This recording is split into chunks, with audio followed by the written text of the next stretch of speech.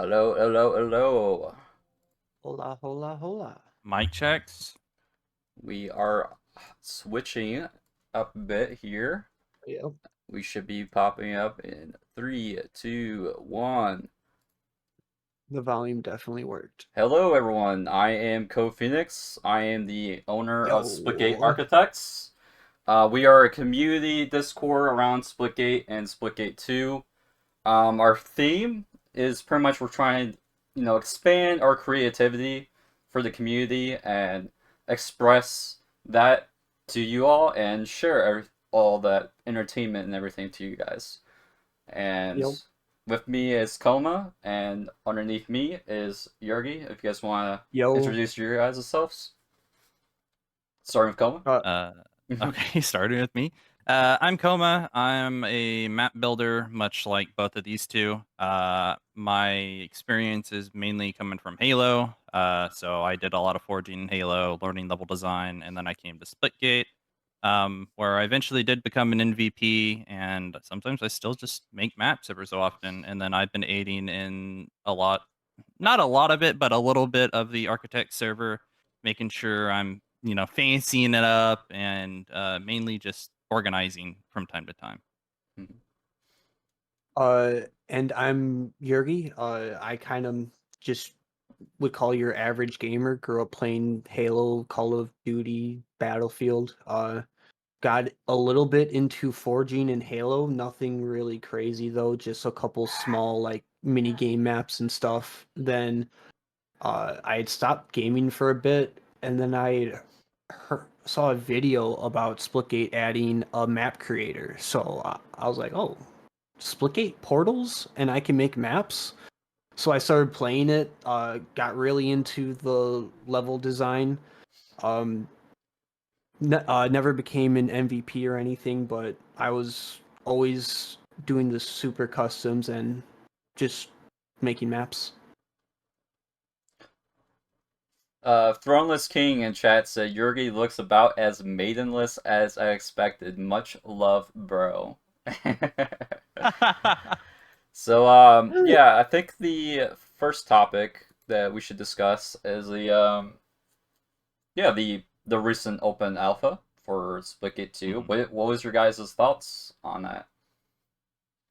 Honestly, a big improvement from the previous alpha that we played. They really definitely listened to a lot of the feedback we gave them. Just the general like feel of the game. Like they said, they changed the time to kills, and you could really just feel it. Yeah, there was a lot of feedback that we pushed forward from not only the alphas that, some of the external ones that were, limited or whatever, Uh, a lot of that feedback did get pushed forward, especially after the closed alpha that me and Phoenix were conveniently invited to. Uh, a lot of feedback was, more portal walls. We wanted to see, a lot of Yes. improvement with the maps, and Yes. a lot of that was pushed forward.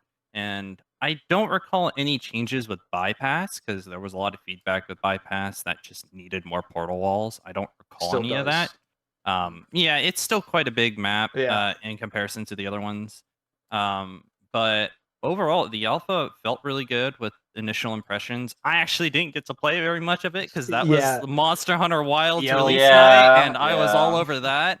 But I know you guys have more experience in what y'all experienced with that. So Yeah, I know I'm also a big Monster Hunter fan myself, so if I had a strong enough PC to run the game, I would probably be splitting half my energy for the Wilds release as well. But yeah. yeah, Thornless says 1047 has to be the most community-focused developer I've personally seen.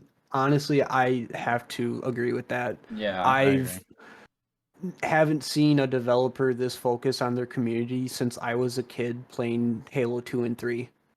Um, and it's just companies don't put this kind of care into their games. They're normally focused on what's the bottom line, how much money we can get. With 1047, you really get this feeling that they truly care about the game that they're making. It's not about There's how no much cats money they're here. going to make. It's like how good of an experience can they make? Yeah. So yeah, my impression of the alpha is a huge improvement over the last open alpha we had back during this Gamescom. When we had that open alpha during this Gamescom, I was actually, getting a bit concerned because the during that time, the time to kill was way too quick for it to be enjoyable in my experience. Hot Zone had that annoying shared progression between two teams. So you could be getting like 90% of the Hot Zone progress, and then the other teams could just swipe it at the end and boom, they get the score. They since fixed that, so it's more like traditional like Splitgate 1 Hot Zone. So that's a huge W for them. And overall, like they added more portals. They fixed up some of the balancing they had. Yep. So yeah, Yeah, I overall felt the like original three maps just feels much better now too. yeah. I was saying on the first alpha playing Frontier didn't feel good at all. Honestly, I wasn't a fan of the map at all at first. Still not my favorite map, but I feel like the changes they made with just a couple portal walls and extending the catwalk, it gives it that more of that Splitgate flow and vibe that you're expecting from a Splitgate map. Yeah, I agree. Koma, do you notice any differences? Because we're allowed to talk about, we just couldn't share footage. Do you notice any differences when we did the closed second alpha compared to the third closed alpha? Because I didn't really notice like anything. Not really, besides the addition of a few, I think, new guns or maybe maps or something. Because every Oh, playtest, I felt like we got small additions, not major I stuff. think the only That's change we got to be was expected. like the portal. Maybe we got in the what was it, the proximity and the radar then too? Like No, because I think those things were brand new to the open alpha. okay. During the, I think they called them the external playtest. So what we played as, what we were personally invited to was known as the closed alpha. Or well, I refer to as the closed alpha because only certain people were invited, and then later, Twitch keys were handed out to, allow people access in, Yeah. or randomly selected by Splitgate themselves. Because I know some people were actually, sent keys personally by 1047, and then we have the external playtests that if you submitted an application or a form or whatever, you could get then invited to the external playtests, and which is what I want to say most of us outside of the opened alpha actually played.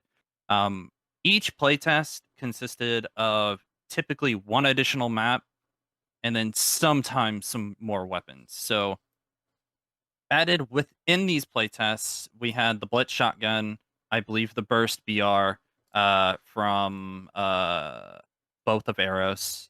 We had the Rattler SMG, and then you had the whatever the BR is called for Sabrask. And then we also had the Hyperlion Carbine and then the Phantasma SMG for Meridian.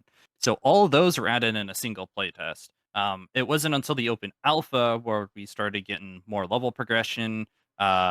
We got the 8v8v8, which we'll talk about here in a little bit, and then the extra equipments that we saw as well. So that would be the portal, the portable radar, and the proximity mine.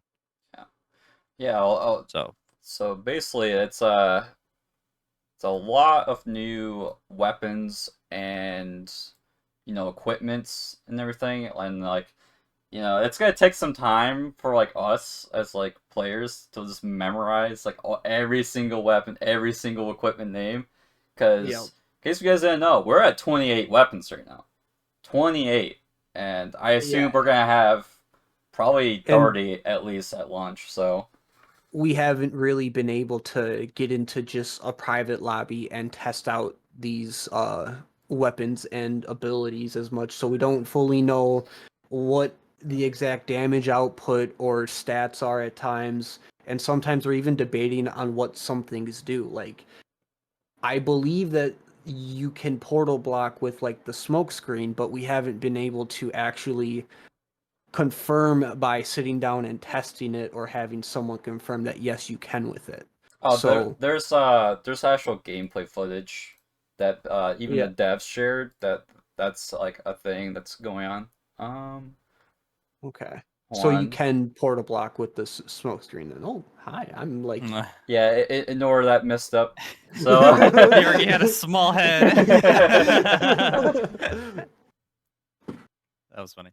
But yeah, there's a lot that we still don't know. And hopefully going forward, we'll have better clarification and stuff like that. And hopefully a lot of the feedback that we're gonna talk here is also pushed forward. So. Well, Yep. Yargi's briefly mentioned about the porta blocking. Do we want to maybe skip ahead and talk about the porta blocking?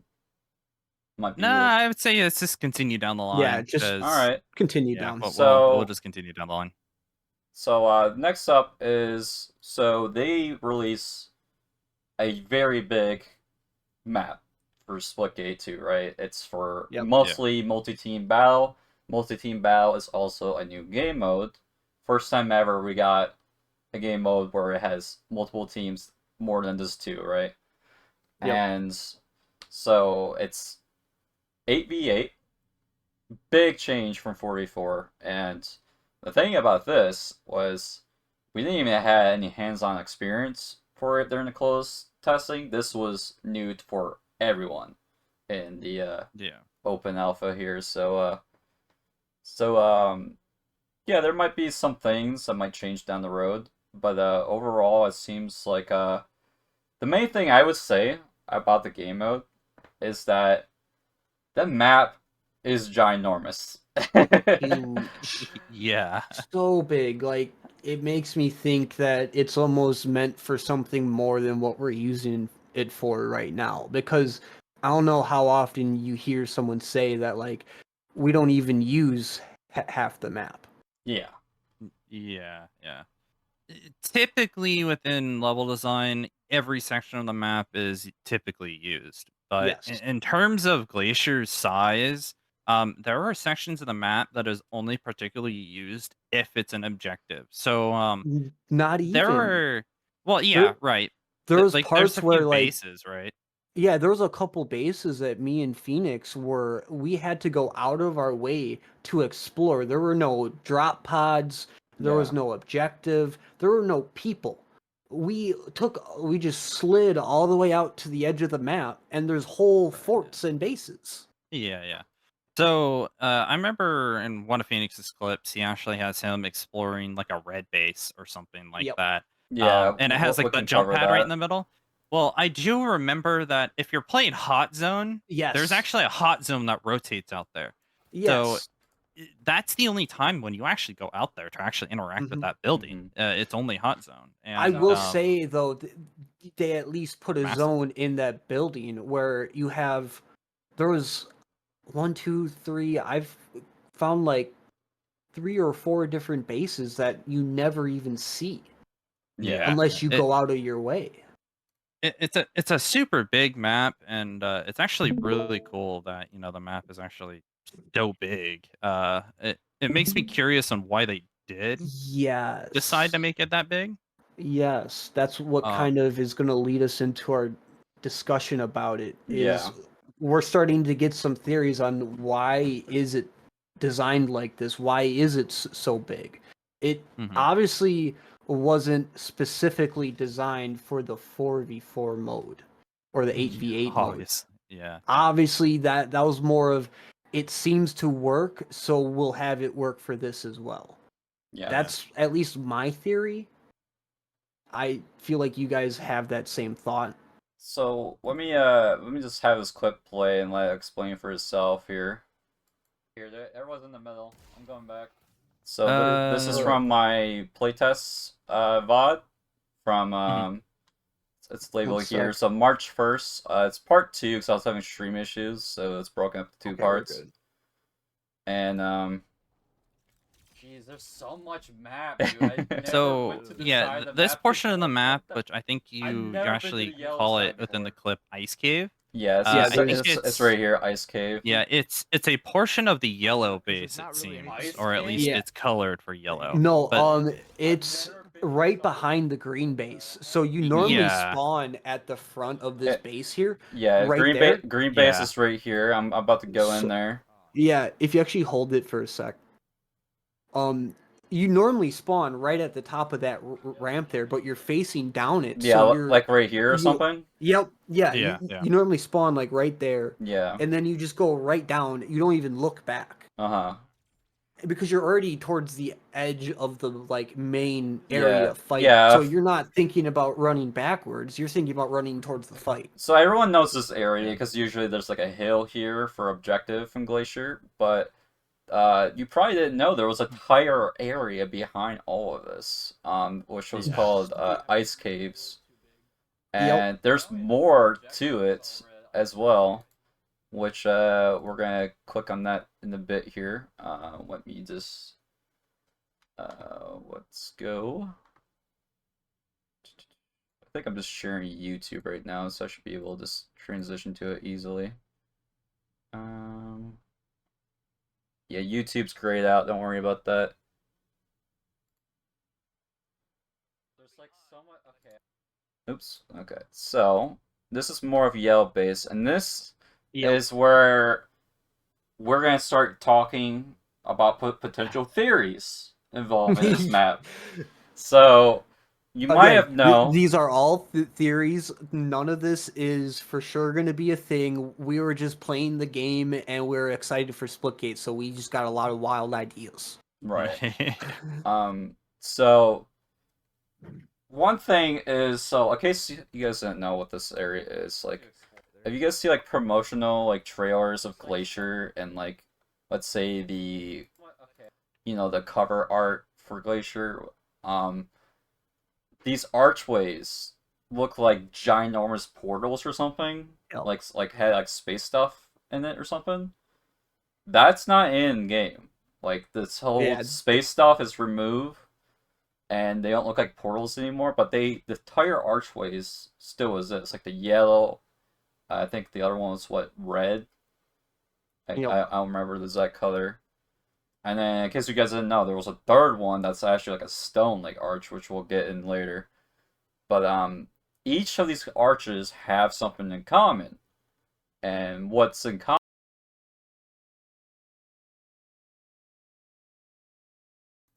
Either way, you're saying about the potential of a BR because all the portals. Yep.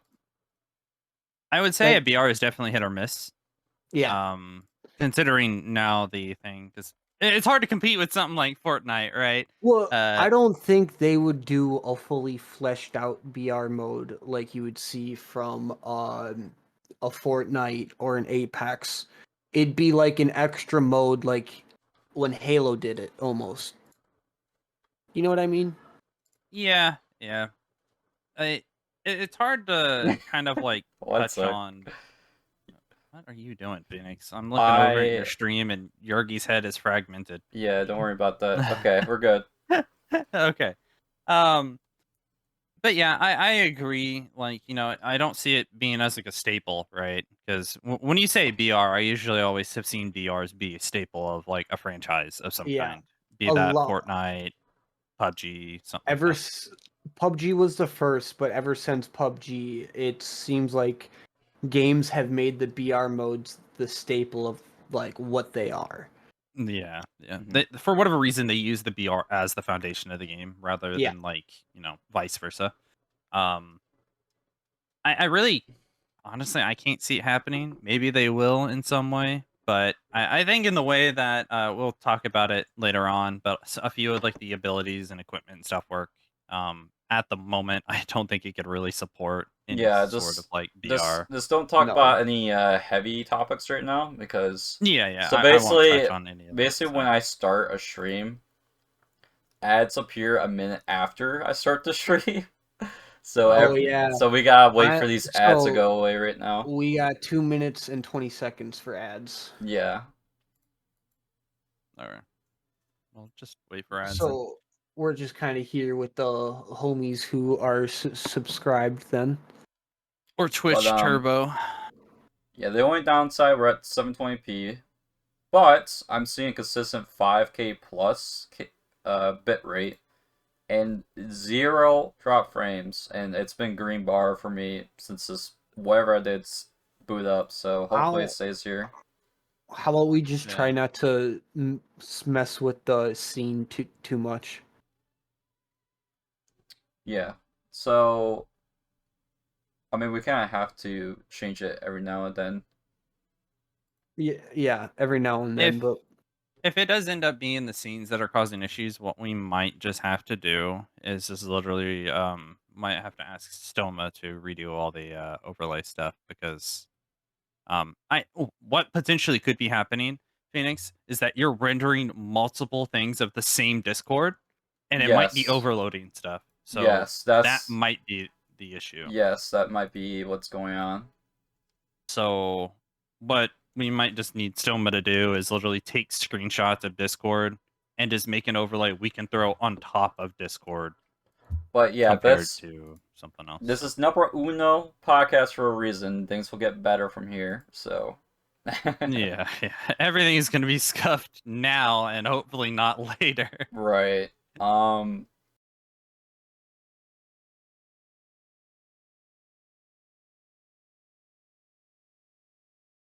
So this by the way, thank you to Stoma or Core for editing the characters out of this one so we can Yeah. get a better view of what's actually going on within this background. But you can see down here this is the arch that we were talking about, and obviously there's some type of portal going on with inside of it because whatever this is, whether or not this is, it looks like an eclipse to me. It could be a planet, it could be something, but it's obviously cut out because this is some sort of portal tech. yep. But as kind of shown in Phoenix's videos, that these are actually on top of what appear to be some sort of spawn bases or something. Yep. And y'all are saying that there could be a chance of vehicles being underneath and within these spawn bases. Right. And Yergi, you said you're expecting some sort of this to actually be like a BR idea. So I heard someone speculate that they could see it becoming a BR, where each base is like a nexus point to another portion of the map. Yeah. It would be interesting to see if that would be the case. Phoenix, you got any other thoughts before I start pitching mine? No, that's basically what I want to explain. Can you pull up my my YouTube clips I shared in our group?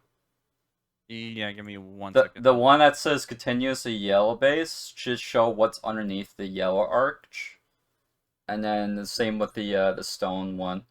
And we can talk about Cardinal Tower after we're done ranting about the arches. So just go ahead and just switch to that.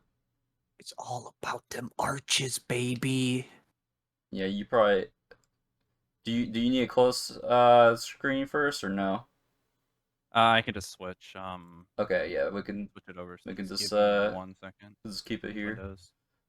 But yeah, these arches, there's 3 of them. There's this red, like the pinkish one, and there's I think the other one was what, yellow? Yeah, there you go. And then there was a natural stone one as well. Yeah, see, so let's focus on it right now. And basically, you see me going underneath here, and you see these like little shuttle like doors that Koma paused there for a second there.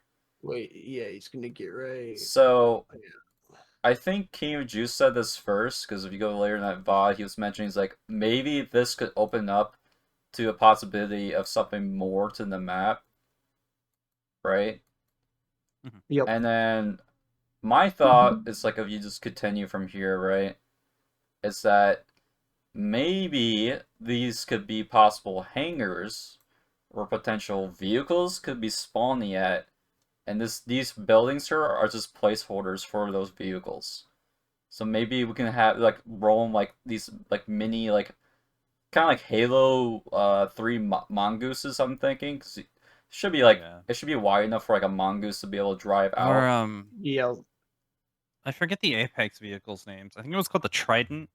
It was like a little hovercraft. You had one pilot on the Yeah, back, and you had 2 people on like each side or something like that. Yeah. So yeah, I could see something like that. yeah, just like a small carrier vehicle where you can have more than one person on it.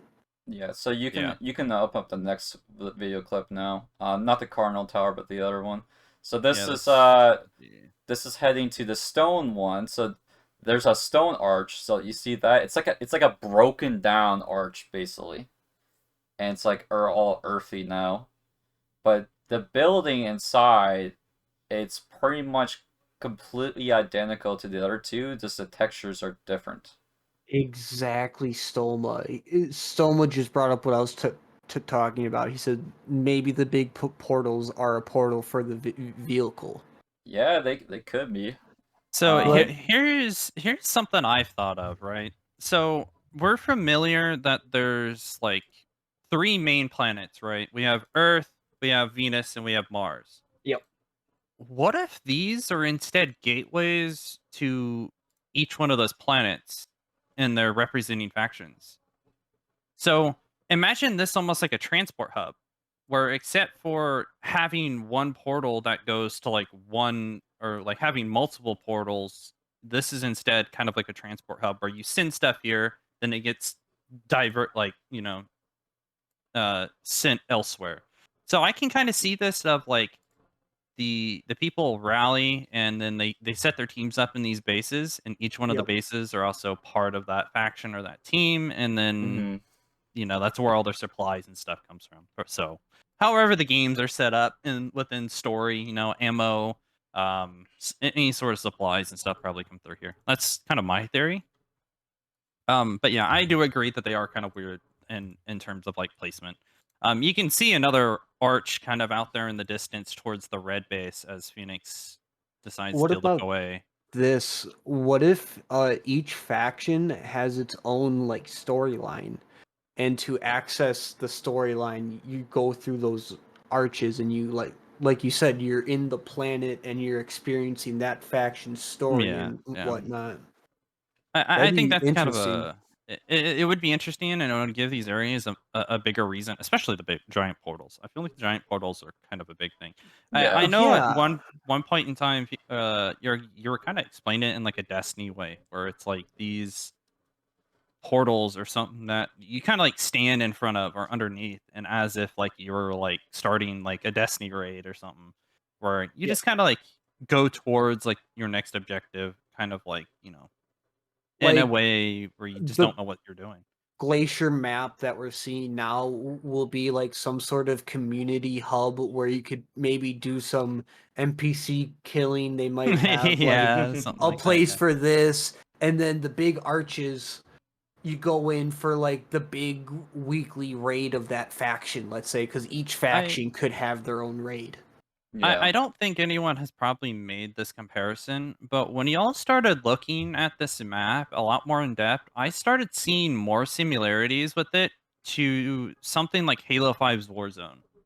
I don't know if y'all have experience with Oh, Halo 5's Warzone, but No. essentially what it a was, little bit, it yeah. was a player versus environment activity where instead you would have to score points over or capture points over your enemy, but at the same time you would have to kill AI. You could level up your weapon progression, meaning that the more levels you got, the more Hmm. weapons you had access to.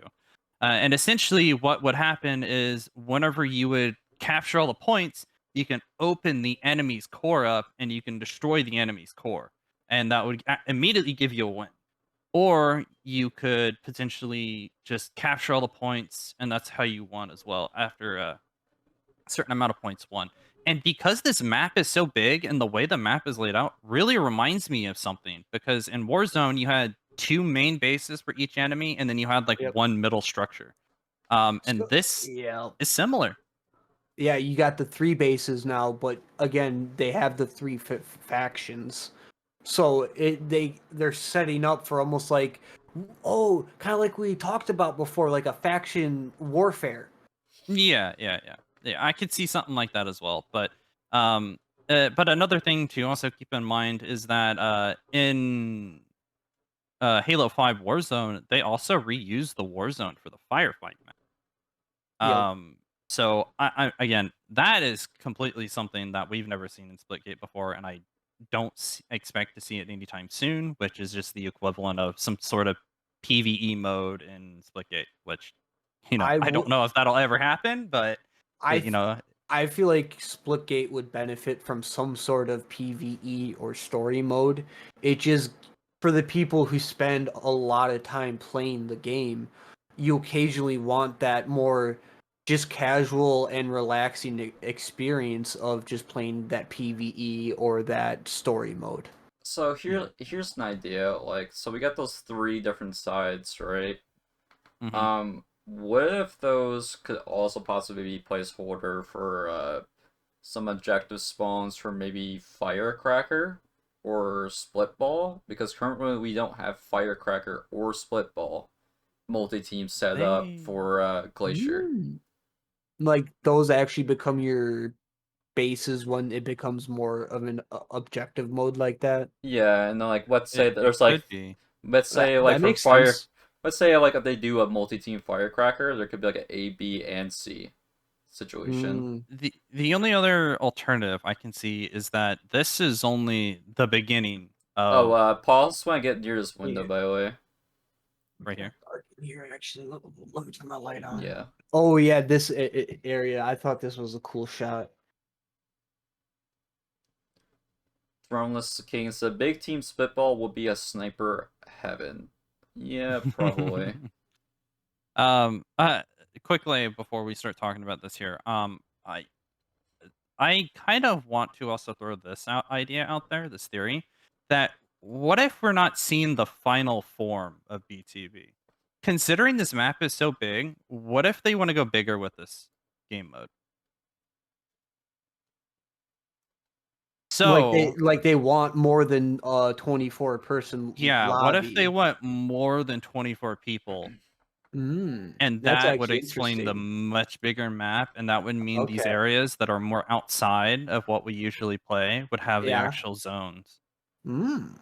So that would That mean the ice cave, Cardinal Tower, well, and actually the spawns would actually be used because of how many that players. that would kind of make sense. Like they only wanted to do a smaller lobby size for the alpha to kind of start testing their servers and to see if they have connection problems, which we actually did start to have some connection problems on Glacier, but it did get Mm-hmm. Yeah. fixed. So it would make sense wanting to do some stress tests before they give us the full lobby size. So Yeah. this window where I'm at, in this clip here, so I was talking about like uh this overhang, I feel like they should do some sort of like portal kill setup here, Player juggernaut. right? Lol. And like Uh, one thing I've noticed that Splitgate 2 is currently missing is intended portal kill areas. yes. Yes, give me And portal I kills. don't know why this is not a thing yet, where they don't have intended portal kill spawns, because they literally have a kill medal. They actually call it banana split in this game for Splitgate Yeah, 2 when you portal kill someone. So, I'm um, thinking part of it is they're still trying to let some of the newer players get used to the mechanics, so they haven't shown us the maps that do have it. this launch is pretty cool, by the way. This whole Yeah. launch pad through Yeah. the hole there. But at the same time, I feel like some of the maps they've already shown us, there's a couple spots that would be perfect for a portal kill. Yeah, and like you can argue, oh, just bring portal. You can place that wherever you want to be, but then that's only tied to that set equipment and that set faction.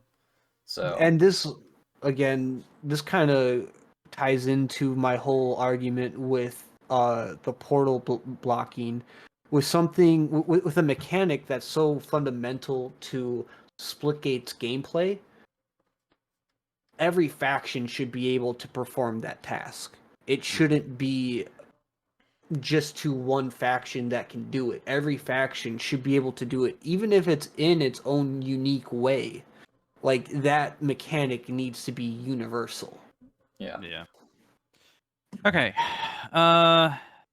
Is there any final notes on Glacier we're wanting to talk about? 'Cause I think we would effectively cover everything. The only thing I gotta say about Glacier is that it would be a very fun hide and seek map for customs. Oh, Yeah, I, I could see that. Yeah. Yeah. Yeah. it would be. It would be, especially a 24 person hide and Or more, seek lobby. Yeah, if we're going the right direction, you could have more. I mean, it would be chaos with that amount of people, but it'd be fun. yeah, it'd be fun. All right. So the next topic that I want to go off, kind of went off topic, but that's a little bit okay. Take the Um, dynamic out of the game for me. Glacier didn't feel like Splitgate to me. I missed the verticality of Splitgate 1 in many of the current maps. That is actually something, Yeah. Soma, I can agree with. There is a lack of verticality in a lot of the maps. They say Glacier is the most vertical map they've ever had, but with how spread out it is, you don't feel the verticality quite as much. Yeah. meanwhile, Olympus, The you only know, area you really feel the verticality is literally the center of Glacier. That's it. yeah. Yeah. Yeah, and even then it's not quite the same, you know? Yeah. So going on to other map impressions, what was the rest of y'all's like favorite map? I'm gonna go ahead and stop sharing my screen right now, by the way, Phoenix. Yeah, okay. So what was your other like favorite maps? Like in terms of the 4v4 maps, what were y'all's thoughts? Do you want to go first, Phoenix? Yeah, one sec. So, my favorite map, and I know this is going to be controversial between me and Koma, because I think this is his least favorite map, which is Bypass. And the reason why I really like Bypass is I feel like it's the go-to map for sliding in terms of 4v4 maps. Like, there's just so many different sliding angles you can do on that map, and like I had a couple of clips already where I'm like literally skating like half around the map, and Yeah. I just really like that type of movement in that map there. It does have some issues, and I know Coma probably uh don't like it for those said issues, and I would also Yeah. agree that it's not perfect because it could use some more portaling around the edges of the map. Yes, that's the main thing I would say is some of the outskirts didn't feel like they're being used because of a lack of portals.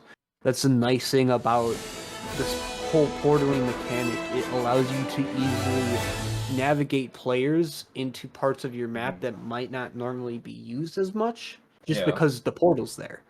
Like that instant movement adds just usability to that portion of a map.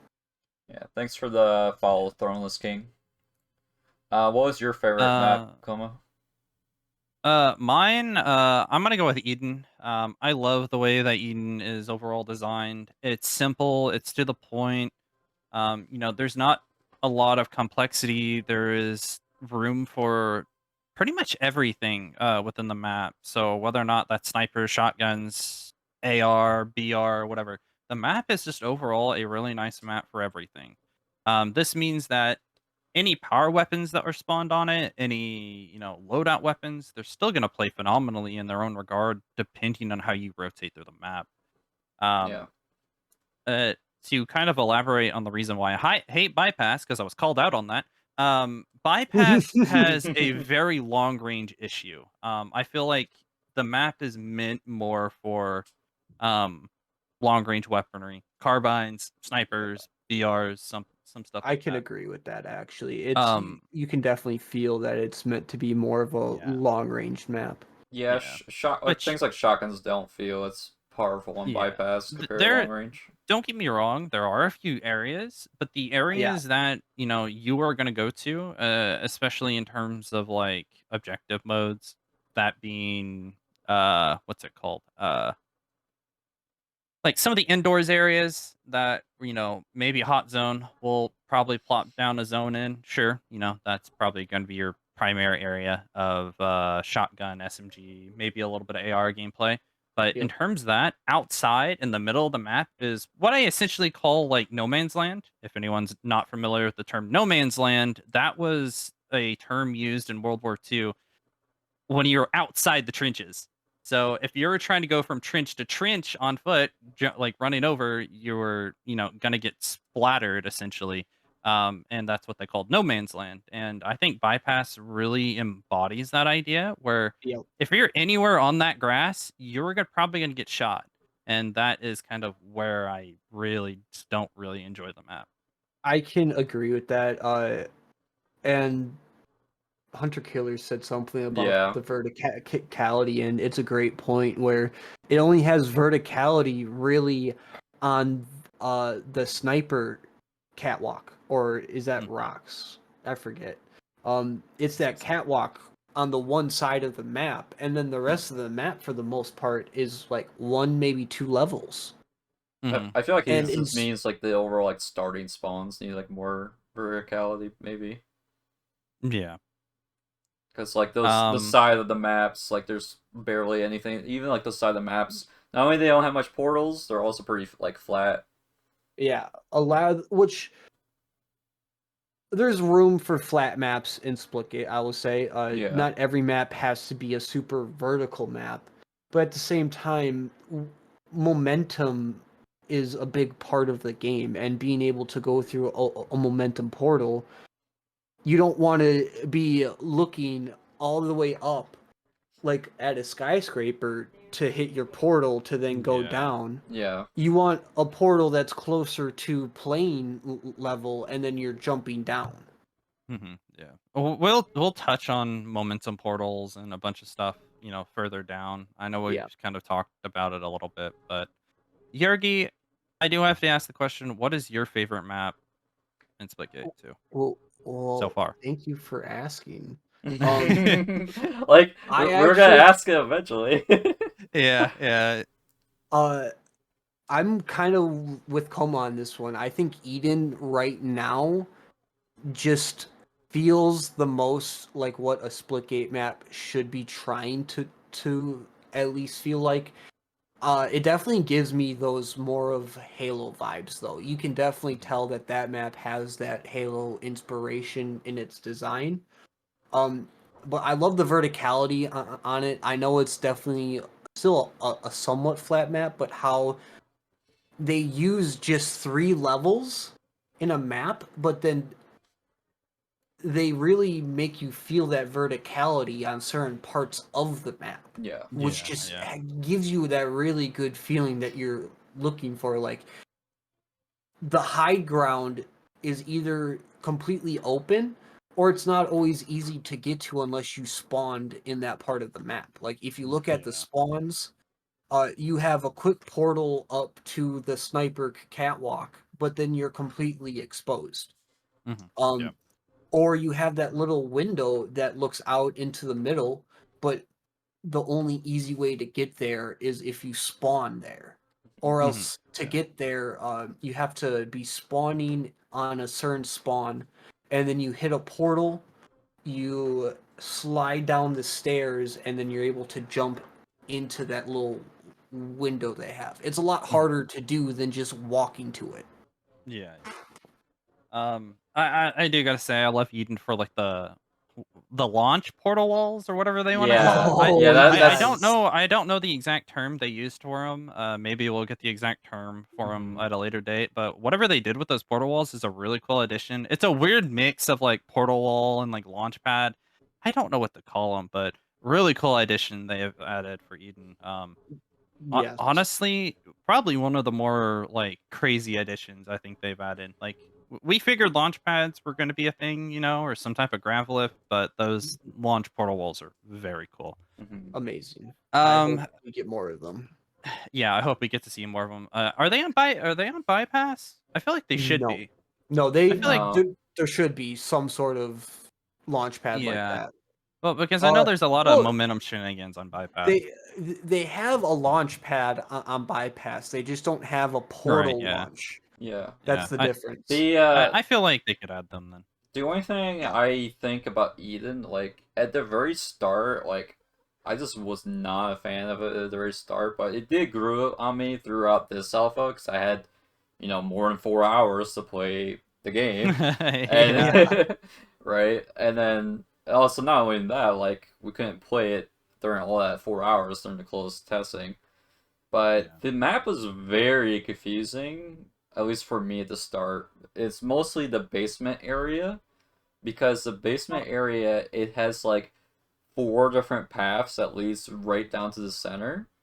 That's actually a Yeah, great point that you bring up. That's part of what I love about the map, though, is yeah, you don't learn it too fast. There is a little bit of a learning curve with playing that yeah, map. You're not that basement location until you understand the layout of the map. It is a little confusing. You're not always going to understand how hmm, you get down there. But once you've learned it, you know the paths to get down there. It makes that play so much more fun because yeah. I agree. it's simple at its core. It just feels complicated. Yeah, Yeah, because like when I the started go ahead, Phoenix. like just sliding down on the ramps, right? Yep. For Eden, um I wouldn't be like looking like left and right because like how you go down the stairs, there'll be like depending where you're at, there'll be like a pathway to your left and then another pathway to the right or something like that. So now Mhm. I'm just more aware when I slide through the bottom, I'll turn my camera left and right while I'm like trying to get like hop over the other side, like the bottom of the map. So Yep. yeah, but before Uh, when I just didn't do that because I didn't know what I was going on down there.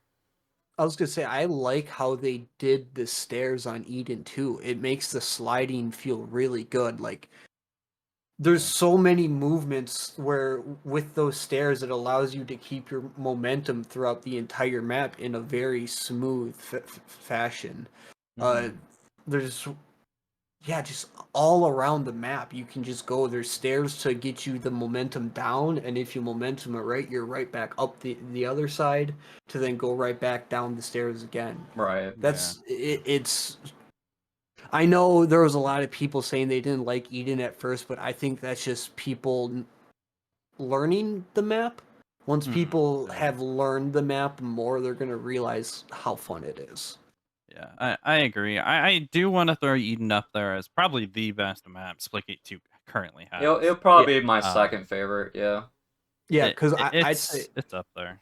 Bypass is probably my second after Eden. I know there's some Oh, there problems you go. with it still, but they figure out the portals on the outside, and then I think it was River had brought up a great idea of having Hmm. two extra ground portals by each spawn, just to help Yeah, you to get to help that Yeah. momentum.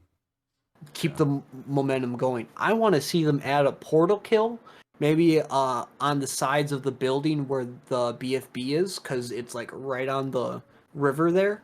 Hmm. Yeah. They could probably fit like a little portal on the side of that building, get us a portal kill there. You know, Yeah. Eden's another spot where I think a portal kill would be nice, because when you're launching out of the portals, you're looking at the edge of the map.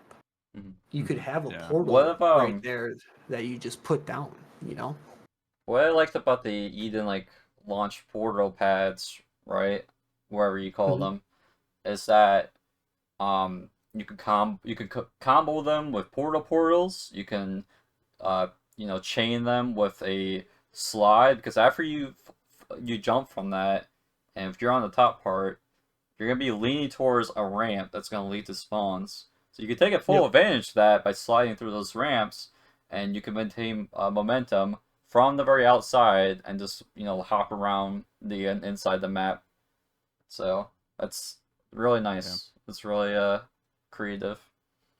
Okay. Yeah. Are y'all wanting to go over to the next topic? Yeah, Yeah. let's continue. Okay. So Let's next get it. topic Oh, is factions. So how you all feeling about factions? Uh, um Eros is the best, duh. Okay, so Yergi. Eros is my personal favorite just because it reminds me of the feel of Splitgate 1 the most. But I think when it comes to when I'm getting sweaty and I'm in the comp plays, I'm gonna be playing Sabrask.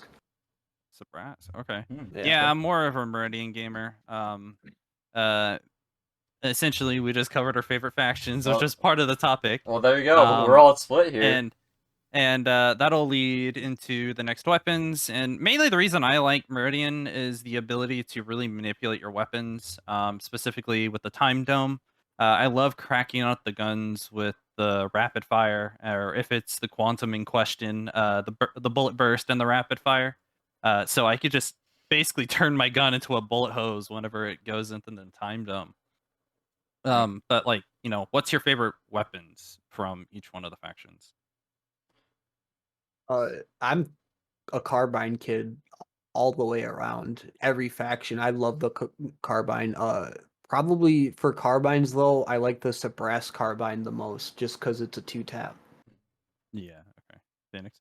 Mine will be the for the primaries will be the sprinter and of course the carbine. So the SMG and the carbine. I forgot what the carbine's called. I think it's the cadence, right? Yeah, Yeah, the it's cadence for cadence. Yeah. the arrows, it has a really good feel And to it. then the secondary, which feels like kind of like a miniature like sniper in your hand, will have to be the punch. That thing Yeah, literally Oh, takes I, a punch. dude, I those didn't heavies, use I didn't use very many of the new crazy. pistols because as you Yeah. guys know, I didn't play very much. But from my experience with some of the external playlists, I've always kind of been a BR fan.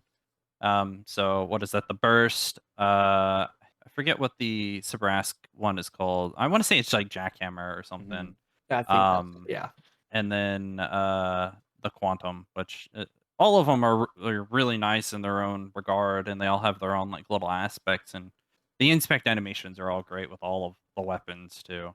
But yeah, I do agree. I do love the Sprinter for Eros. Eros and Meridian are really tied from my favorite faction. Meridian just takes the cake of just how well it helps your team. But the Sprinter SMG to me is like the pseudo split stream. I feel like cracking it out with rapid fire and grip just allows me to bullet hose for like a good period of time. So it's just fun. Yeah. Um, Going over to perks. What do y'all think about the perks? Got any notable ones that y'all enjoy? Um. I'm just a fan of the stim because I play heavy and reckless with my game style a lot. So being Mm-hmm. able to Yeah. quick restart my health regen just helps me to then flip the script on the battle. Yeah. That's a perk or the equipment? That's Well, I guess it would fall under equipment, but I guess he's saying oh that he likes perks that lean into the equipment, I guess. Oh, Like what is it okay, called? yeah. Gear no, upgrade, I actually or got that mixed up. I oh thought we're yeah, you're good. Yeah, uh so go if ahead, we're talking Yogi. about perks, I like the extended slide, because Okay. I'm always just sliding around the map. In fact, me and Phoenix had a little disagreement about whether or not the slide perk was useful. I Useful or not, I yeah. wouldn't say disagreement. I was just trying to understand like did it do anything for you? So we're Yeah, trying to understand that from my perspective from not using the perk at all and your perspective from using the perk and you basically said that apparently you can turn better with it, right? it's not that you turn better, it's that you have a longer period of time where you're on the ground and controlling your movement on the ground. In mid slide you can turn better in mid slide Yeah, is what you're saying, right? not that you can turn better, you have more time to turn. More time to do And turn, okay. if you need to stay on the ground instead of jumping in the air, because when you're in the air, you're more floaty, you're more predictable with your Hmm. movements. Yeah. So staying on the ground at times can be more helpful. Yeah, Yeah, so that basically makes sense. you might not be able to turn as well if you're just constantly b hopping over again, but if you're in Yeah. mid slide, you might have a better time turning. That's what you're saying, right? Yeah, A lot of people aren't going to be partially, predicting yes. that either because Yeah. slide in a way is something that, I would say is kind of a mediocre perk in most people's eyes. So Yeah. running it is definitely a mediocre option. And, some people really don't expect that. Um, Mine personally is probably just got to be gear upgrade. It's super simple. Basically, it's just faster, uh, or reduced recharge rate of your abilities, or not abilities, your equipment. So basically, you can use it more often. It's just useful, especially with as a Meridian player, having the ability to have my time dome up is a good. But even when playing Sabrask or Eros, I still have like my shock disc or my stem shot or even the sticky grenade for that matter. Having the uptime. Phoenix perk. Just faster sprint. Like for Uh, arrows, like I just like to no, be that's fair able to enough. run faster. I'll go fast. Yeah. Gotta go fast. Do you just run normal like sprint increase or do you run Speedy Slayer? I Because just run Speedy I just Slayer. run the normal sprint increase. I never tried Okay. Speedy Slayer, I don't think. Yeah, I never did as well, but I feel like because it says it just gives you a flat boost in movement speed, so I'm gonna assume it's even on like strafe speed. So I might have to mess with it whenever the beta Yeah, who rolls knows? around. I do feel So like the strafing feels like a little weakened in Splitgate 2 compared to Splitgate 1. I don't know if you guys feel that. Yeah. Yeah, I Yeah. think it is just a little bit. I will say though, we're a little bit more floaty in Splitgate 2 though. So Yeah, that's although your true. strafing's not as good, there's more time in the air to do the strafe, if that makes sense. yeah, Yeah. that makes sense. But I think obviously they were more worried about Halo Infinite's issue. I don't know if y'all have ever seen Halo Infinite strafing, but it looks really jank and it's really stuttery. And it's not a great time, going against strafe like that. So it's good that they kind of like toned it down a little bit and, allowed Mhm. people to combat a little bit more. Okay. Uh, now we're on to the topic that Yurgi actually wanted to talk about, The the favorite equipment, equipment. yeah. The equipment. So Yurgi, your stem shot, you got anything else to add? Uh, it, the smoke screens, if they actually do portal block. Okay. Okay. Phoenix? Oh, the smoke screen? What about it? No, No, it's like, what's what's your your favorite equipment? Yeah, my favorite equipment's just gotta be the portal. Like it's portal The portal? portal. Just drop it down, yeah, like see through it and you everything. can also just like do it in like mid-air too. So like let's say you're like mid flying, let's say you want to get Yeah. out of the air, boom, Yeah. You just go back to your be previous done with it. portal. You know? Yeah. Yeah. That's really useful.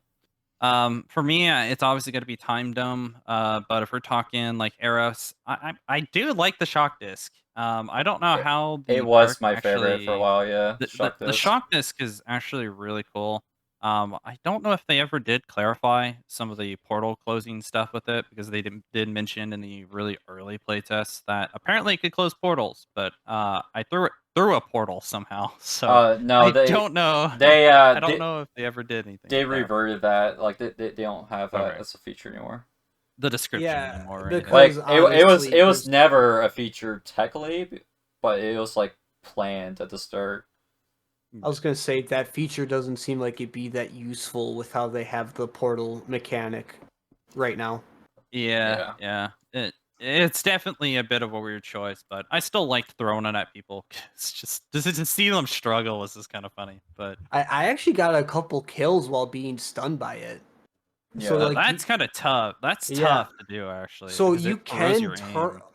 Yeah, it Basically, gets it rid of doesn't your stop your firing. Like you can still fire no, back. So Yeah, yeah. you can still fire. You have slower movement, and you also it gets rid of your crosshair, so you don't have any crosshair. wait, it Yeah, removes yeah, it's crosshair really weird. too. It removes Yeah, your I yeah, don't crosshair. even yeah. It recall removes that. your crosshair, and I think it does spread your aim out a little bit more because I've noticed Um, that when I got shocked by it, it would remove my crosshair. My bullets would start going everywhere. Okay. So yeah, it's almost like it does make your aim intentionally worse, but you can still get yeah, kills. yeah.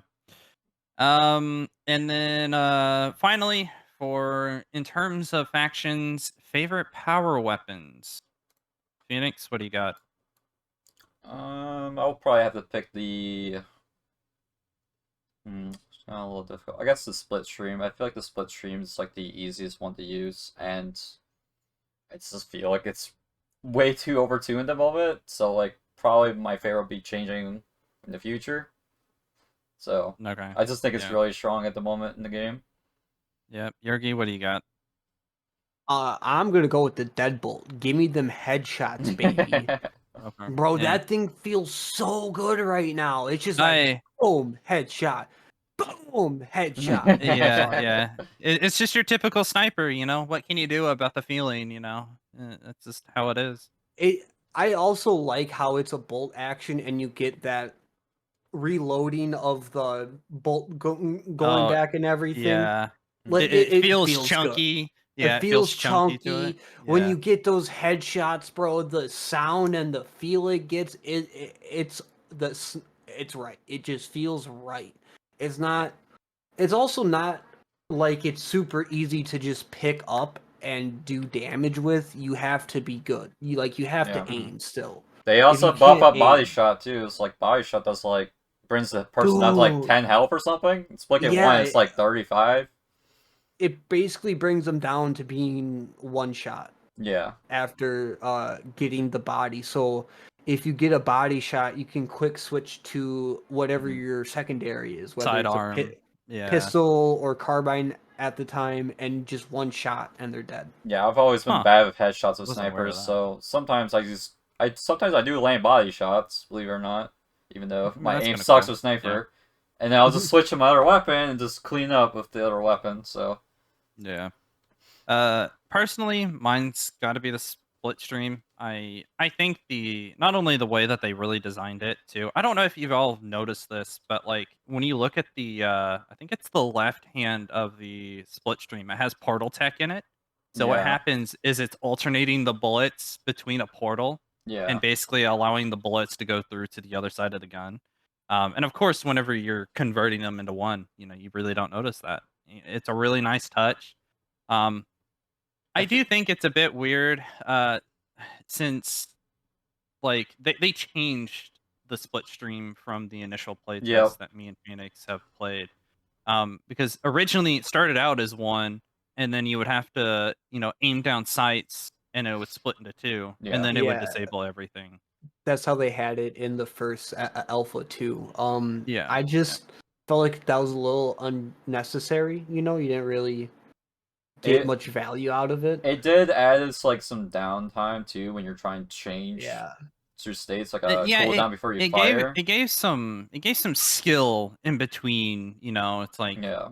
is this something you really wanted to risk doing? Because But it's like, so they still have the mechanic of where it goes into one, but it's just when you aim now. Yeah. yes, they do. Yeah, So and it's not like it's not there. It's just only when you aim. yeah, but the thing is in the original closed alpha, if the gun was in one like permanently, you could actually portal with it. Yeah. Yeah. And that's completely removed in our current, you know, tests. And I remember putting in feedback of just making it to where it's like hold X, which would just alternate between the two modes. Therefore, you could still have it as one gun and being able to portal, but you could just hold X, change the gun to two, and then you wouldn't be able to portal. Yeah. But I don't know if they're ever going to take that feedback. But you I know, mean, it's something that it's came from my Destiny experience. I don't think that at least in the state that they currently have the gun, you shouldn't be portaling around with it. It's too powerful. Hmm. Oh yeah. Way too Um, powerful. Especially if You it can sits in a time already dome. Insane. yeah, time zone's nuts. Insane. Insane. You can already Turns it into like a Insane. technically minigun.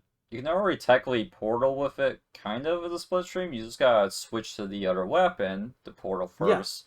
And then And when switch you're back. when you're about to get into a fight, you know you're about to get in a fight, then the call is to switch back, so Yeah, yeah. Okay. Uh right before we get into feedback, what's y'all's favorite game modes? ooh, it's gotta be I feel like it's Because like we got introduced to a lot of them in this yeah. most recent open alpha.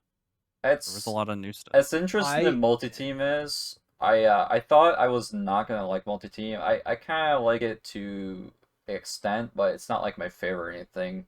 But my favorite game mode's probably gotta be one of the new objectives, either Firecracker or Splitball.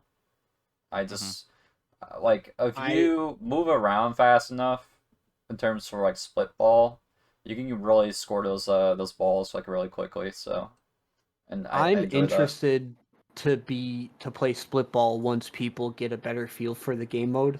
I feel like there's going to be some very nail-biting and interesting matches being played.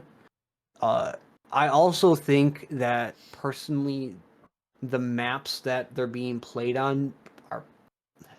I feel like you almost need a special map to play Splitball itself.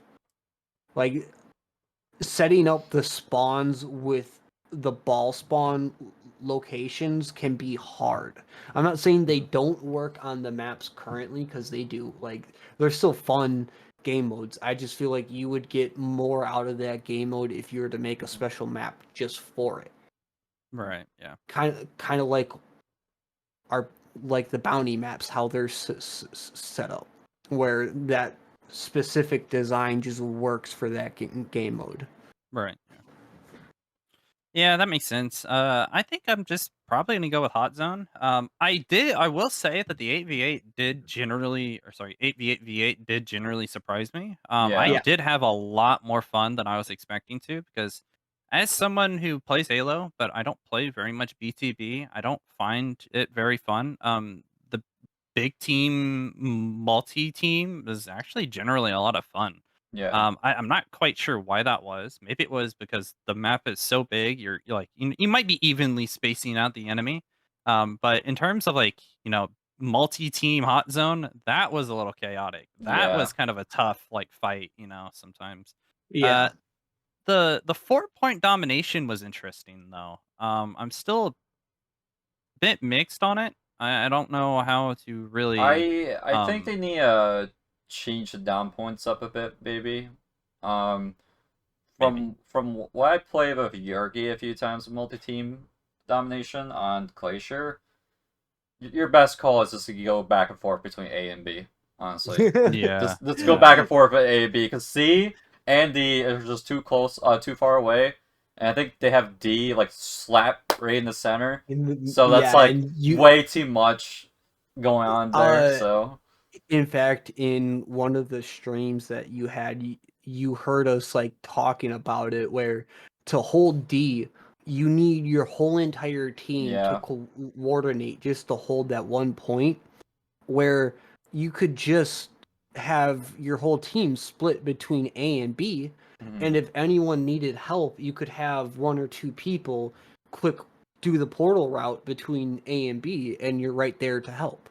yeah, So you could just hold those 2 points the entire game, while the other teams are fighting over the other 3 points, never fully holding 2 points for any period of time. yeah. I'm wondering if maybe for the case of multi-team, they should just like not have the middle down point and just do like 4 corners of the map or something for down points. What do you guys think of that? I honestly, I could see them doing it to where not just the 4 corners, but they do get rid of the middle dom point.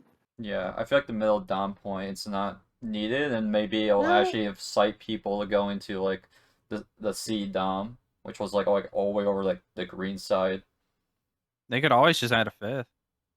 That too. Yeah, I guess that could work. More dom points. Like if you set it into like another neutral position or something, that could work. So Wait, aren't there already 5 in that mode? No, that's no, 4. there's 4. 4. Oh, Yeah. yeah. No, you need 5 then, because that just, with the multi-teams, it sets you up to have the balance of 2 and 1, you know? Yeah, they should put it in the snow cavern place, wherever the yellow area that doesn't get used for anything. They have so many areas where they could throw it down. They can find a spot. Just give them the idea, let them run with it. Yeah, they'll spot. I will say, yeah, I will say it's like if they're gonna add like Splitball or something into multi-team, like big team multi-team, I don't know how they're gonna do that. Yeah. Like that's number one, a lot of balls, and number two, that's a lot of ground to actually like cross. I feel like that would be fun though. Actually, it would be fun, right? I feel it's like the other idea. I feel like they would have to make the ball rate like spawn faster, like the duplicate balls for Glacier, or otherwise it's Have like just 5 balls all at once around on the field. Yeah. I could see it where they drop like 2 balls in at once instead of just 1. It reminded me a lot of Yargi. I don't know if you played or Phoenix, I think you played a little bit of it, of Halo Infinite Stockpile. No. Have either of you played Halo Infinite Stockpile yet? I I have just no clue. recently started playing Halo Infinite again. Well, I think there might be like a F4v4 variant of it, but in Halo Stockpile, there would be a position on the map that would spawn what they call power seeds, and you pick them up kind of like a oddball skull or a split ball, whatever you want to call it, and you got to Yep. deliver them back to the base, and it gives me that same style of like feeling with the new split ball. Yeah. The only difference with Stockpile is that to steal a ball, you actually have to stand in the base and hold X for a little bit, or hold your interact button That to is one thing. actually be able to steal it. That's one thing I would like to see change with Splitball. It's too easy to actually steal balls. Yeah, You yeah. just go in, press X, and you've already have the ball. Like there needs to be Yeah. some sort of load on that. Not too Yeah. long, but still not just you press X and you get a ball. They do Yeah. disable your portals as soon as you pick up the ball, but you can just remake the portals. Yeah. Yeah, but It's not too bad. oh yeah, they just close your portals after you go through them with the ball. You can still portal around. You just Yeah. can't do the normal triple portal. I think they only close your portals basically when you're like stealing the ball, and maybe when you take the neutral ball. I don't remember if it closes your portals or not for the neutral ball. You know, the one that slaps right in the middle. I think it's whenever you have the ball, it just closes your portals as Like you go through them. like anytime you pick it up, it closes your portals. Yeah. Yeah, it makes sense. I mean, that makes sense to balance it out, because that was kind of like my first like original Honestly, gripe with SG1. Honestly, feel like it's not even that much of a balance. Like you barely even notice it when you're in the middle of gameplay because you normally are going to put your portals Yeah. back up after you grab it anyways. I do know one Yeah. thing about Ozone though, in terms of split ball. And I think I've seen Zach Max do this.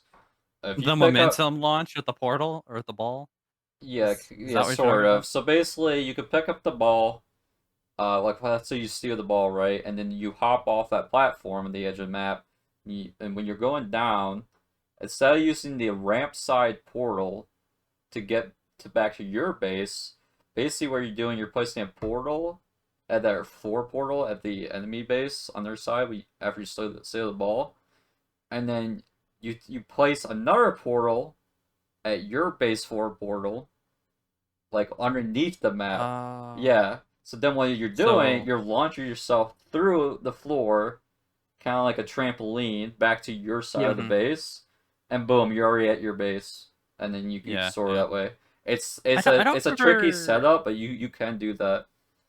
I don't remember whose clip I saw, but someone did the normal momentum launch on Ozone while they're holding the ball, and they let go of it midair, and the Yeah. ball still sailed into the score or into the holder. Yeah, the So ball actually has like good physics in Splitgate too. It doesn't yeah, just like it's really randomly fall. interesting. It's Yeah. gonna be fun to see people really learn that and start doing fun stuff with it. Oh, dude. Yeah, you don't even Whenever have we get to. access to it, we're totally doing Ball Rush. I don't Yeah. know what y'all are thinking of, but Ooh, there's once so you, many different game yeah, modes I've already been starting to think about. I just yeah, hope that when we do get the editor and everything, that the options for custom modes are just they're ever present.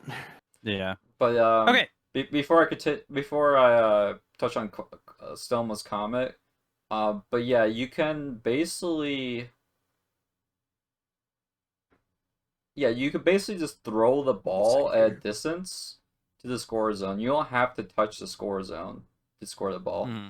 But yeah, Stoma said something before we move on.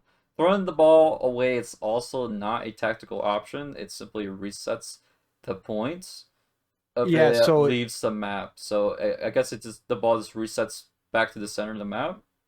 no, so if you are stealing a ball and you try to just throw it off the map so the other team loses a point, they don't lose a point. They basically get the ball back. Oh, Oh, yeah, that's interesting. I didn't know about yeah. that. I mean, Yeah, that makes sense, you know.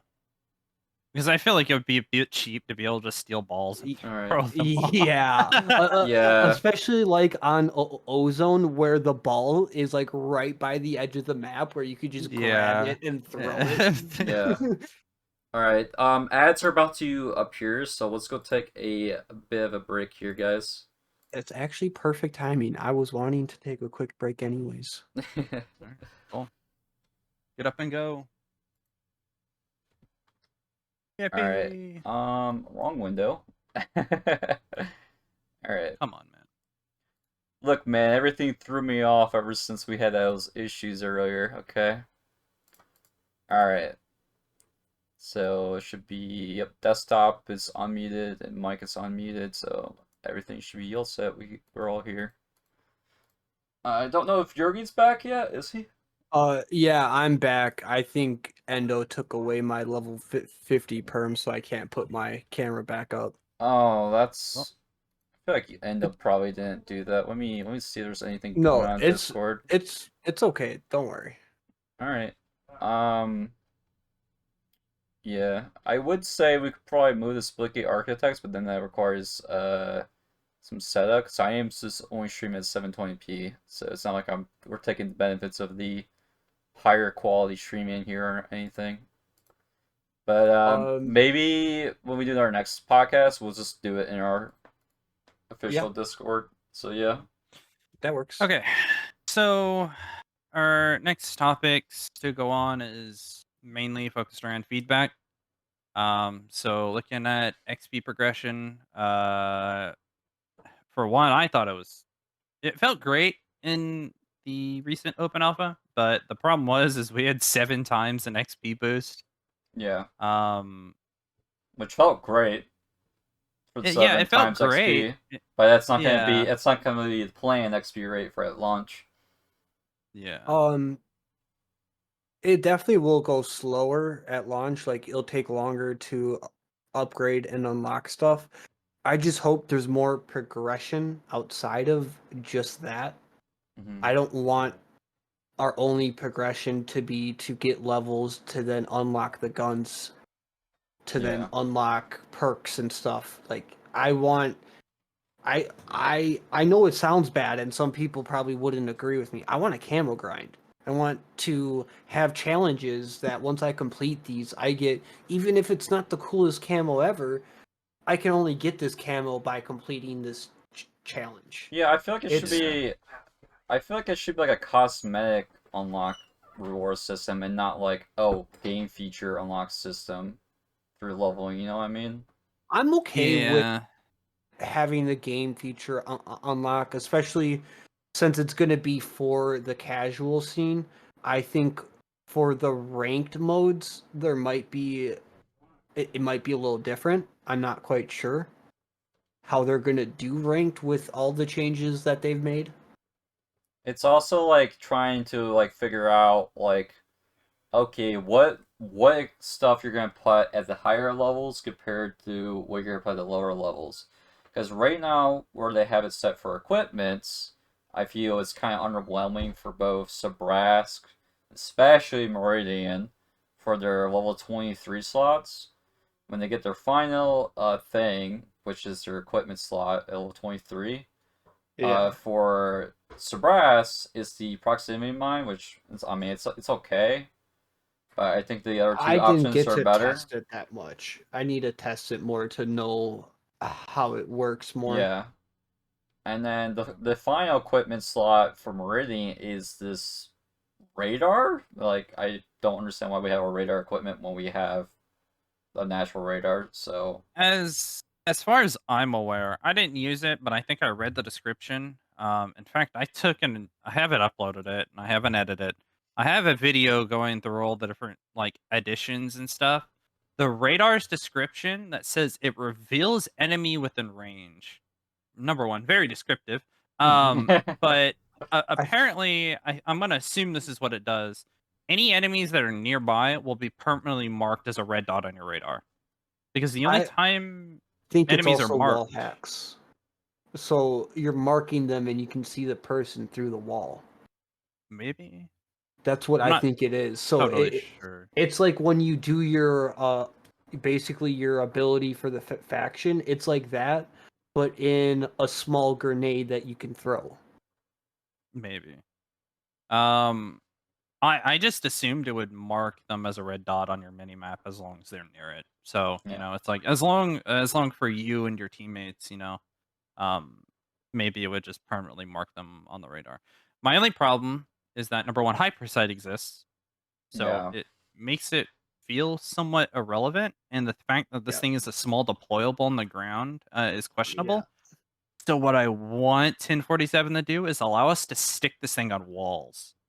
Like, make Or it like a little, you know oh yeah, So like a sticky grenade that you can throw to the wall, kind of and like then a proximity sensor in the finals, probably. yeah. Yeah, kind of, yeah. Yeah. I know you guys haven't played very much COD, but in Black Ops 4, there was a recon dart that you shot out of a gun, and it would Yep. stick into a wall, and it would pulse, and it had, like, wall hacks in that game, but Yep. for this, just chill 'em on the radar. Yeah. Like, that's literally all I would really want. But yeah, the arrows portal feels very rewarding when you get that to like level 23 because it's tied to Oh, a yeah, high level. it's fucking cool, yeah. But In did Yeah. you fact did you feel rewarded enough when you get to level 23 and all you get is a stinking radar? I feel like the answer to that is no. Personally, no, because I know I'll never use it in comparison to something like the Time Dome. But if they buff it accordingly, I could probably see that. I think a thing they could do to really enhance both of them is allow the proximity mine and the recon radar to be stuck to walls. Because, like, at that point, it's not about throwing the mine on the ground and hoping someone runs into it. What if you could cut off an entire doorway with it? So you could stick it to a door frame and then have the proximity mine, like, completely just block off that doorway in a way. What, if you attach it to Because walls? yeah, like, you could imagine if you could stick it to a wall. Like, imagine if it's, Yeah, that I'm like a trying. claymore or something. There was a certain equipment, I forgot which Call of Duty it was, but it had an effect where when it went off, its blast radius only went upwards in like a Yeah, cone. yeah. It's like a trip And mine. yeah, but you could Yeah. throw it onto the wall and Yeah. you would get like a sideways blast then. Yeah, yeah. Yeah, it So, does. like, It does do the impulse ability. It would be cool because it's planted in the wall. Instead of you getting launched upwards, you get launched sideways into the wall. Yeah, so maybe you could Or set it even up where downwards. yeah, so maybe you could possibly set it up where you can launch a player literally off the map. That could be Yeah, yeah. interesting. There Yeah. were other times where you could put it on the wall, like next to a doorway. And as the person walks through, it basically shoots out with the player's movement. And if they're going fast enough, they're going to get hit. Yeah. With a Yeah. game like Splitgate, that's going to happen a lot. Yeah. I would say make this thing each of these things a bit more manageable. Because one thing I don't know if a lot of you even considered about, like, the portal, but the actual potential chance to use it as like a kind of like a little shield. The fact that you could just throw it down and you could Yeah. actually hide behind it and it'll Yeah. absorb Yeah. damage. Yeah, I've for you. used it as a shield a I've- few times. I've heard that Yeah. it being used like that, actually. It's So it's like a weaker miniature smart wall basically if you use it like yeah, that way. basically. So I think adding, these little touches to these things will not only make them a bit more viable, but also, let the players have a bit more fun with them. Especially at the proximity mine, you can change it into a trip mine style that we're talking about. And instead of making it do like a radius, just make it like a cone. So it's like when it's on the wall, Yep. it'll be like a cone explosion. Yeah, that'd So, be cool.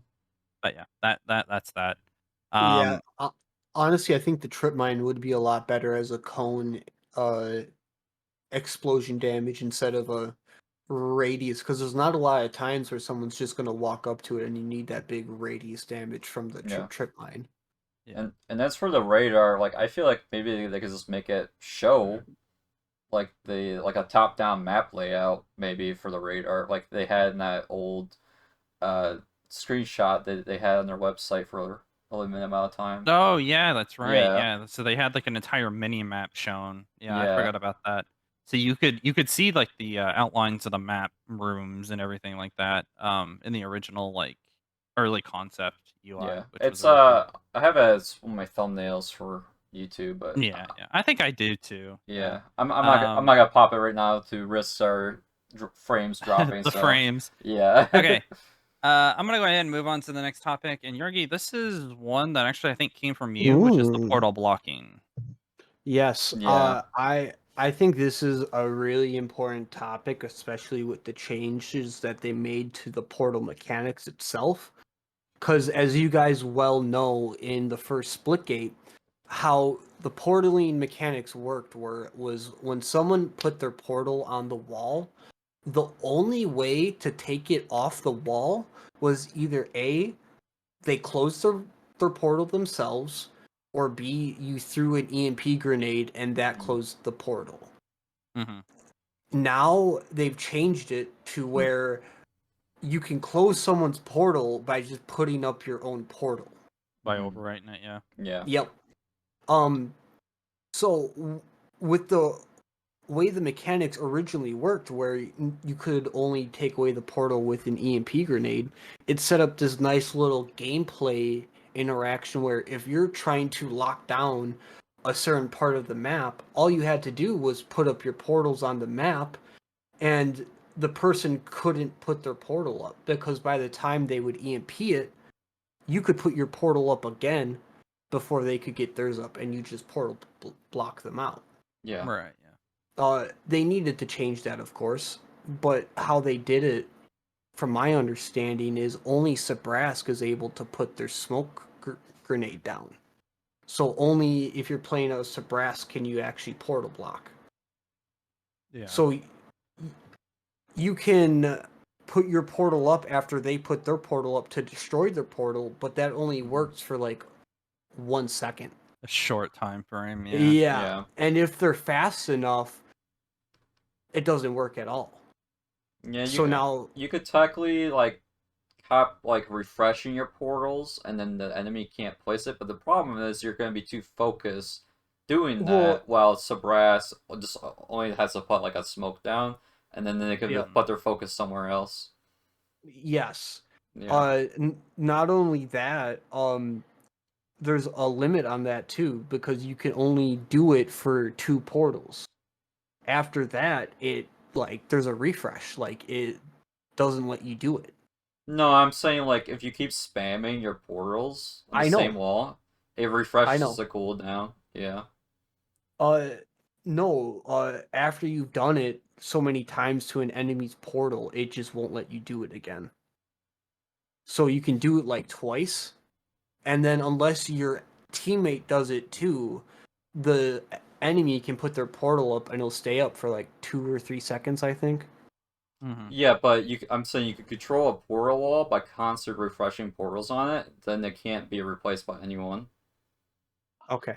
Yeah. It's because when you set down a portal, your portal has an invulnerability timer on it. So Yes. whenever you set it down, it's gonna reset that timer every single time you replace that portal down, meaning that you theoretically, if you're an enemy, you wouldn't be able to set a portal there at all because you couldn't overwrite that. And again, you're gonna be more focused on it, like Phoenix mentioned. So at that point, it's you're risking messing around with a portal wall and blocking an enemy, when potentially an enemy is also Yeah. flanking. So Right now, I think the concept refreshing your portals is only a strong play if you're playing Domination on Ozone, because of that little like hole peeking area at the bottom of the map. There's A Yeah. Dom and C Dom through those holes, and there's only one portal you can hit through that hole. So it cuts that off, but you keep refreshing portals there, forcing the enemy to have to go around the sides to get to you instead. That's the only place I can think of is like a power play to keep refreshing your portals there. the And thing that I kind of you, like was thinking of you could also is do like, surprise smoke too to block it. So yeah, which we'll talk a little bit about Nebraska stuff coming up, but I think that, like, I know this has kind of been split between a lot of people, but the reason that I wanted to really lean into more factions is therefore they could play with more ideas of this, right? because if you added more factions and you had more of a playground of what you could actually play with within the game, so portal blocking, for example, what if we had a faction that could like freeze over portal walls and like completely disabled them or in some way, I you don't know? even think they need to add more factions to do that. I feel Yeah. like they already Right, have yeah. the factions to do that, where you have like This 3 to 6 different ways that you can But implement it. this expand the current factions is where I'm at, where my yeah, headspace I is. know a lot of people, would much rather have the current factions expanded or nothing at all. But within the concept of like an idea of like expanding more abilities onto the current factions, I feel like eventually they're going to hit some type of like, I guess, wall, quite literally, in terms of, like, how do we want to expand these? Because, like, sure, you have Eros being like the speedster, you have Meridian as the support, and you have Sabraska as like the wall, the defensive wall.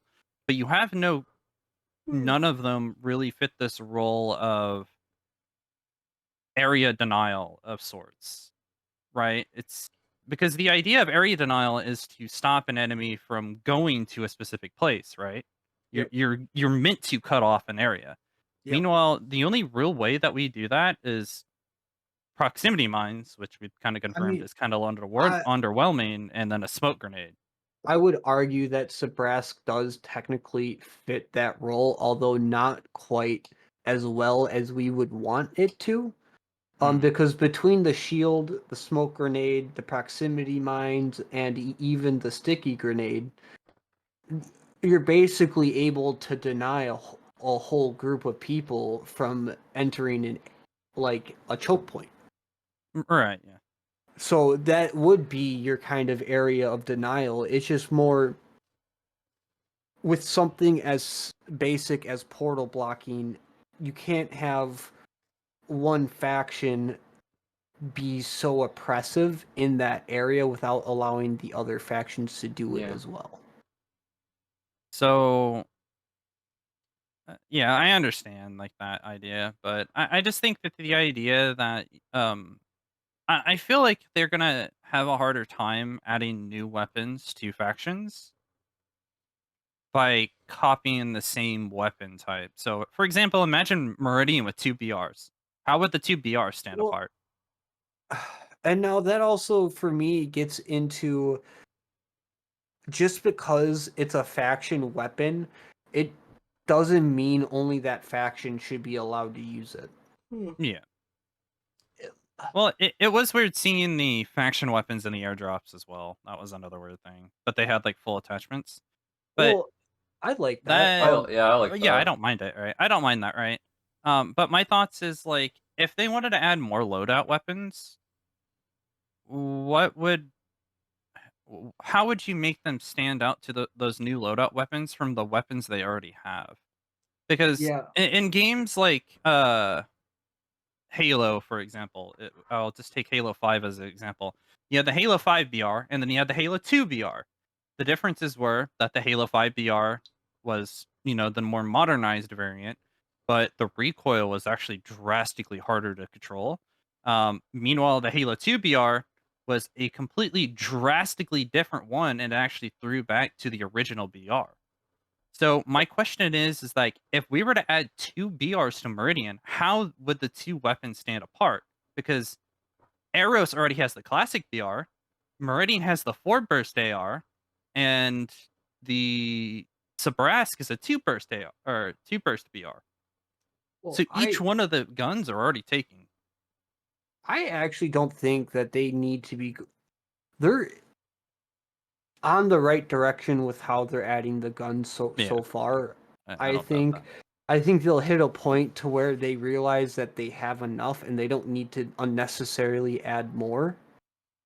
Yeah. Um I feel like I don't see them like having like a new weapon like every season. I think the main focus is gonna be like, oh, here's the new cosmetics and maps. I can see a new power weapon, but Yeah. yeah, I can agree on loadouts. Um, but I think adding a new power weapon or even like I think equipment is fine, and I think abilities are fine. Yeah, Um, you're definitely going to see them trickle out different abilities and probably even equipment and perks. right, yeah. Uh, Um, but even that, I think will slow down eventually. Like even like I'm talking down the road. Like they probably yeah. have content planned for the next year or two. But my thought process is that power weapons are something that are limited time within games, and especially now that they rotate, you're not Yep. necessarily guaranteed to get your hands on them. But if they were to add new loadout weapons that we can mess with, that could change some stuff, right? It's like you constantly always have access to something new. Mm-hmm. So, Yeah. an idea. Okay. Going on to the rest of the feedback. I guess the next things think is technically also a Yurgi thing is momentum portals and portal kills. We touched on portal kills earlier with Cardinal Tower. Because Phoenix was pointing out Yeah. the Cardinal Tower window. Yep. And I guess we can go ahead and throw the portal feedback I had. The idea of jumping off an edge and being able to look straight down and drop in the portal and make like a pseudo momentum. Make your own Flortals. Um, yeah, kinda, yeah. Yeah. But like, except for like it actually being a floor portal, you could just jump off a hill of Glacier, or you can jump off like the tallest area of Glacier and like make your own momentum. Yeah. So, I some maps do have great access to momentum portals. Like uh, Eden is a really great example of it with the new portal walls Well, that launch you. the portal walls kind of they eliminate the need for the floor Yeah, portals, kind but of. at that point, it's like why not add some to Glacier? It's like Yeah, if that's a great point. if you add some more to Glacier, then you won't have necessarily a reason for floor portals or anything like that. But at the same time, having the portal actually have this way of like pseudo making momentum, I think could be really nice and like maps that don't necessarily have room for floor portals, but you can like make your own momentum one way or another. Yep. And I honestly I think it would be hilarious to be able to place like a imagine like was it Hunter Killer that did the portal kill clip Yep. for the more Into the recent water. contest? Yeah. Yep. Yeah. That was so good. Like, imagine doing that, but except for the portal facing out towards the water, you could look up and set the portal so it just drops them straight down into it. Like, Oh, that would having be that so ability as well nasty. would be also cool. If not, you could trap people. Like, you could set like the portal above and below, and you can have someone walk into it and they'll just go flying through, Like, Mm-hmm. just having the ability to manage the placement of the portal would be very cool. Yeah. Y'all got any momentum portal kill discussions? I know y'all were Um, talking about bypass and the Cardinal so Tower. yeah, no, bypass is one where it already has the portals for momentums. It just feels like it's lacking those extra floor portals to allow you to maintain your momentum Hmm. just effectively. But really, my biggest gripe is just there needs to be more portal kills.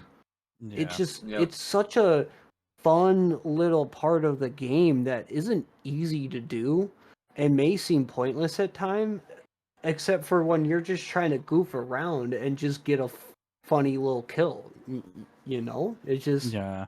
I think one way that they could really help that is give us like more cells. I don't know if y'all have ever seen the Foregone Destruction portal kill area. But it's like yes, there's like a portal here and then there's a portal here. So like yes, you set down a portal and you go through and you close your portal and they just drop to their death in there. I I think think more rooms like that could help. I think the only reason why maybe they don't have like portals that like leads off the cliff of the map to death is that I think they want to try and make it so like players don't get confused, like new players don't get confused using them.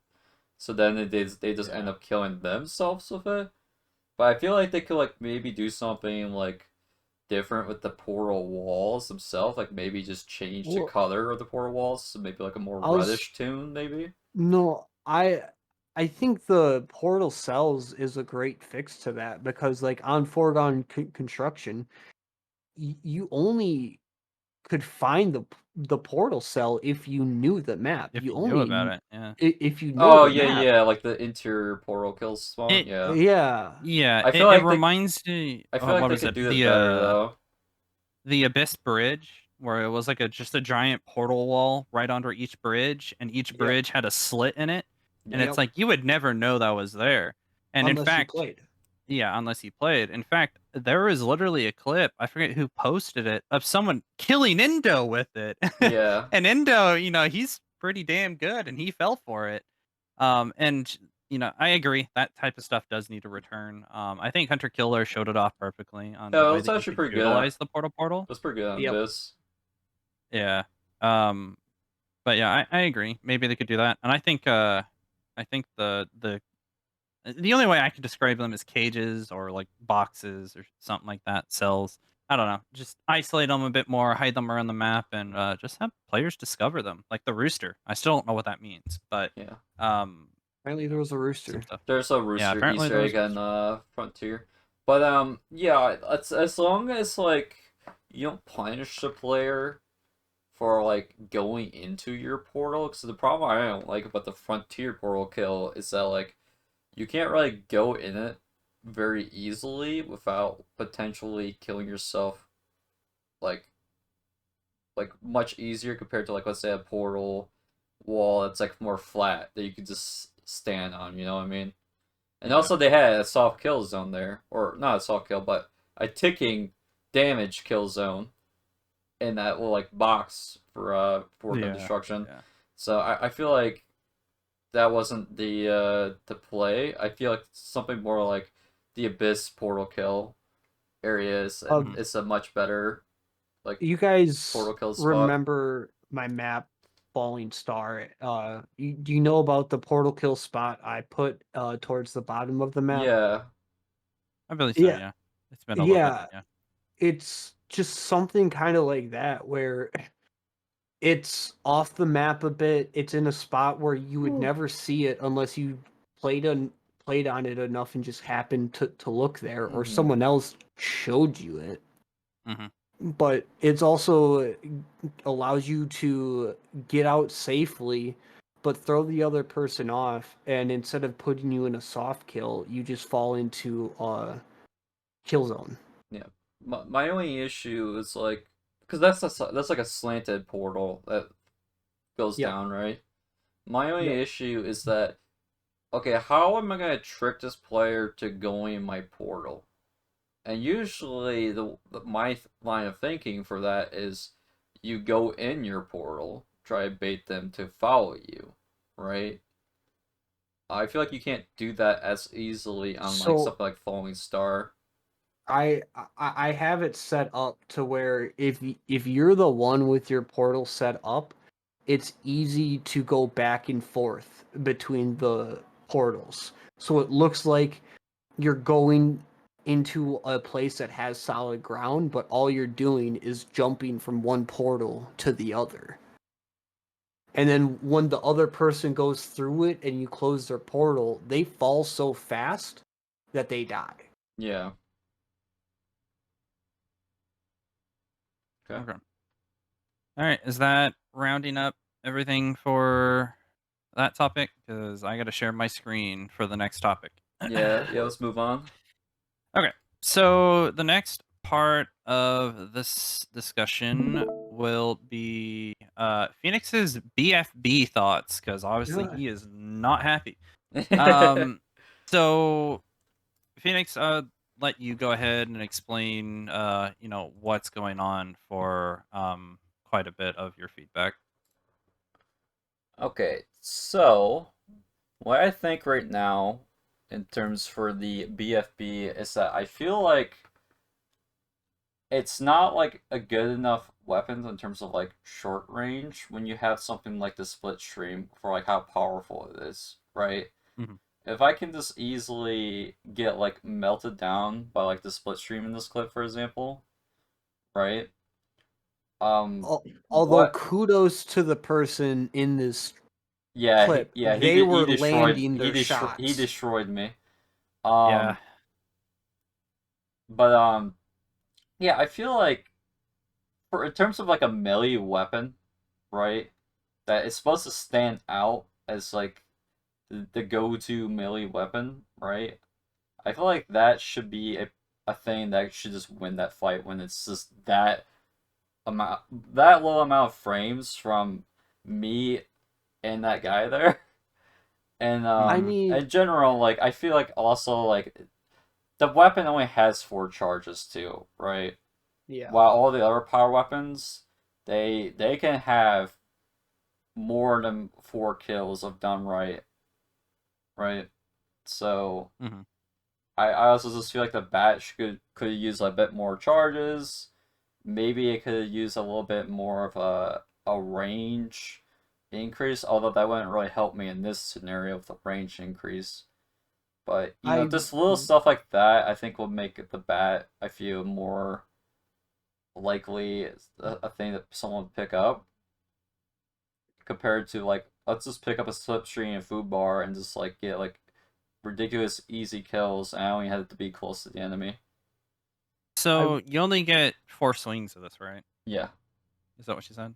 I was gonna say, I think the Halo Energy Sword takes 10% energy per each like kill, right? really.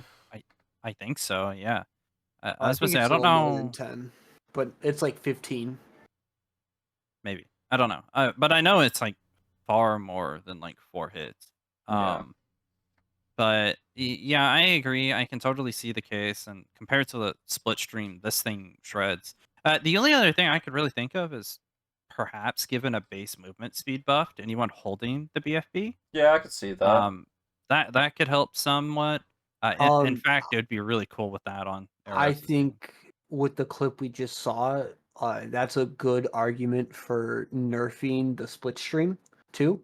Yeah, yeah, Yeah, I agree. I would be able to get in there slightly faster, so maybe that would be enough time for me to kill him there. Yeah.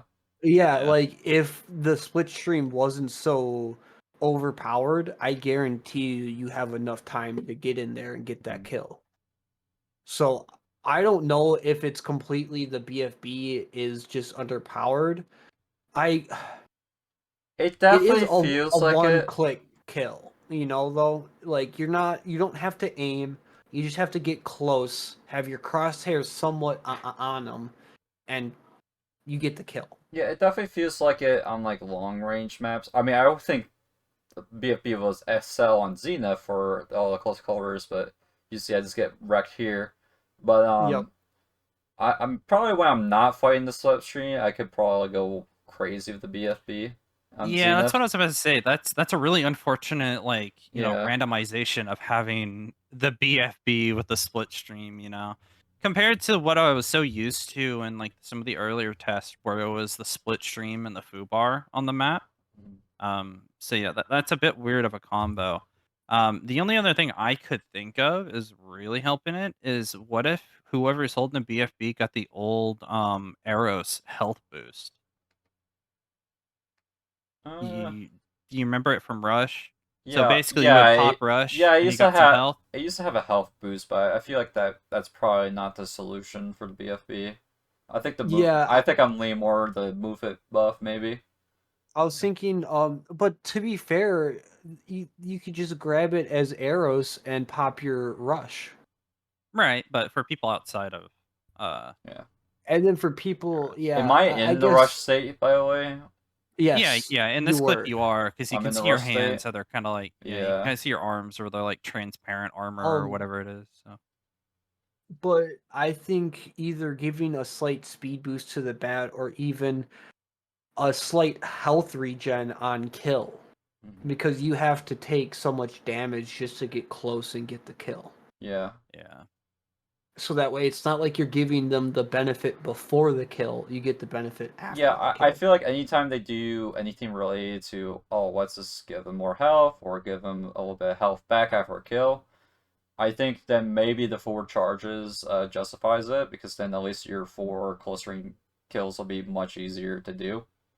Yeah, like you're almost guaranteed the 4 kills. Yeah. Where to get more than 4 kills with the other guns, you actually have to have some skill. Mhm. But like maps like Glacier, where like it's very long distance in favor. I feel like the BFB probably can't really excel too good on that map. Yeah. But I was gonna say, any other things you want to say about this before we might move on? I probably said more in the thread, but we don't need to cover it. We're good. Okay. I'm gonna go ahead and go back to our group here so I can pull up the next thing. Smart wall. Time for media. Smart walls. So this is my topic here. Basically, this thread is about really buffing the smart wall to not only be the team-based defensive thing that I actually want it to be, but also to quite literally make it a smart wall.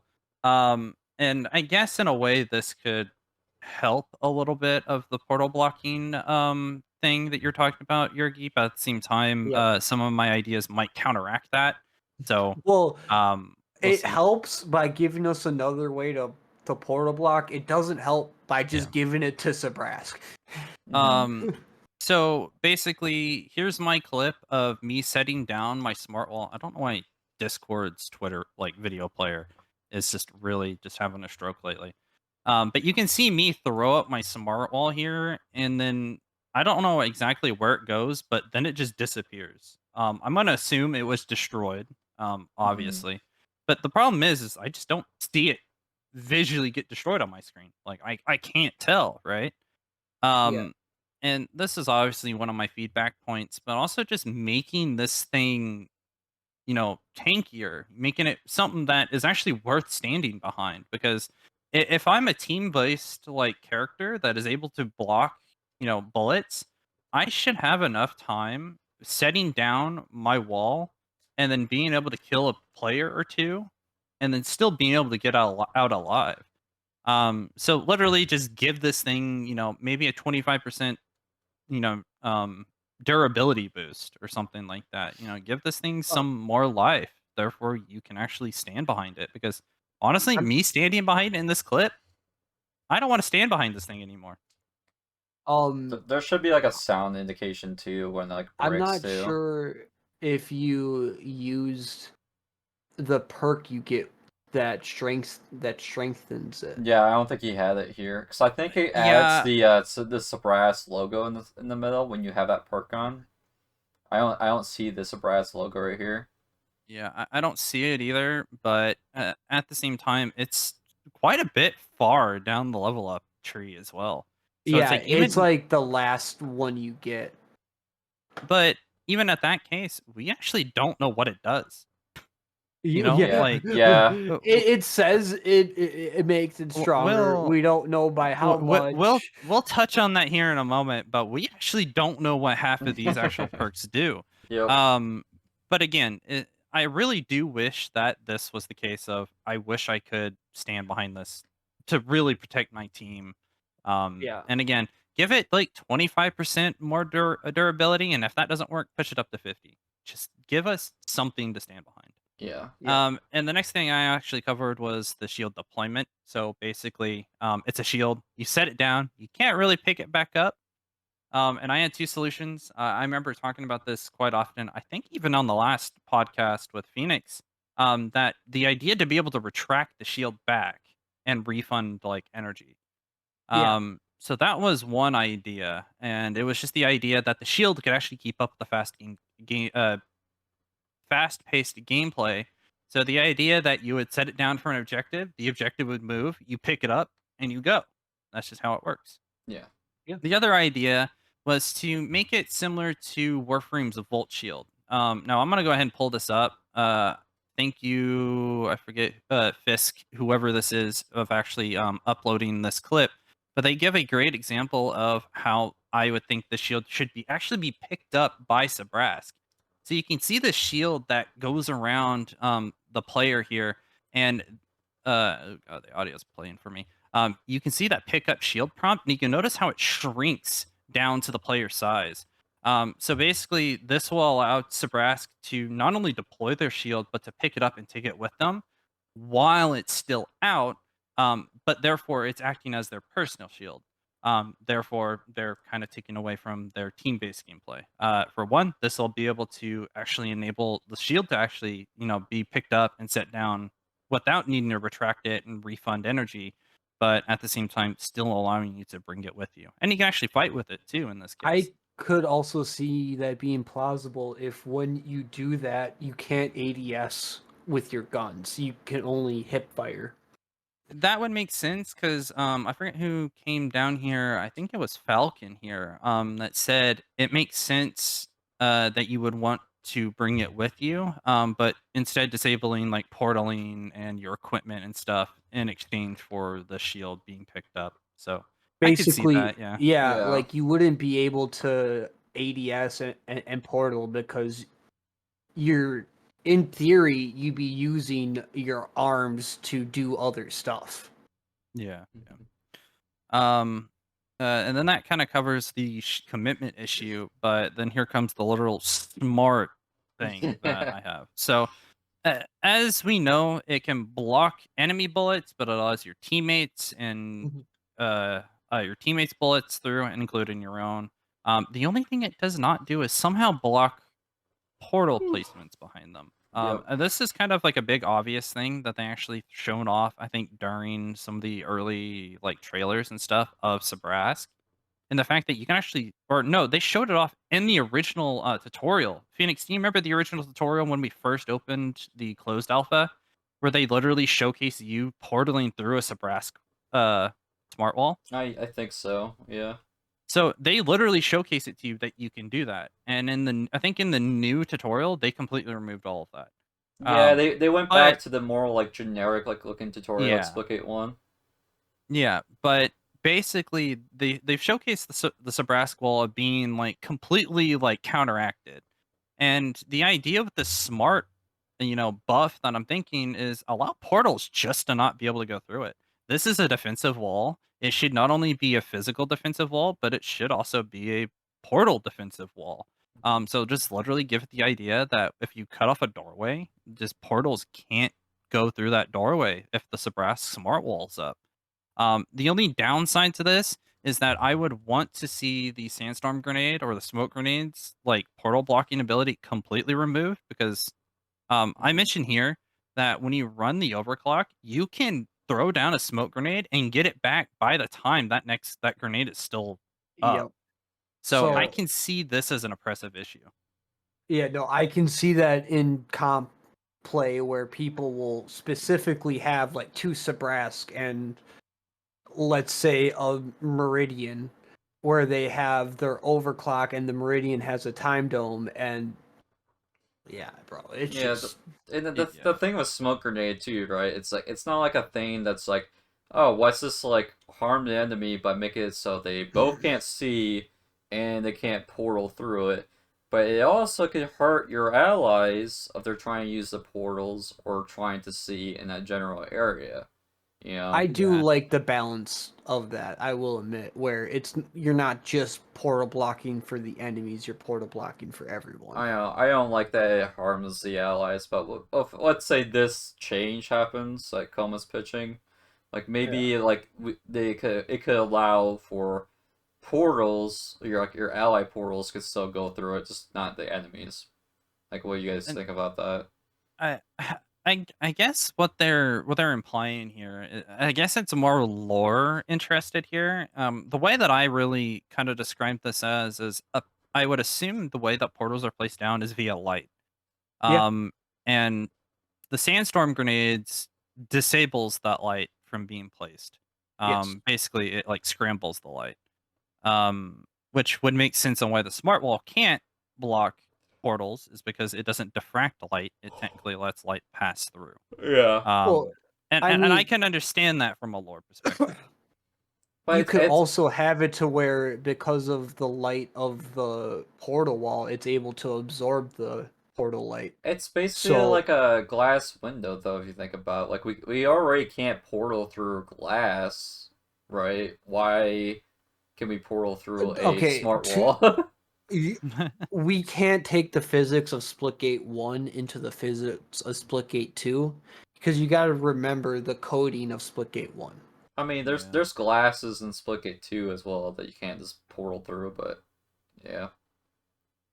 Oh, that's fair. I didn't know that. But yeah, I don't know. That was my idea. And I basically mentioned here that I really do want to play Sabrask. I want to be able to play every single faction under the sun, right?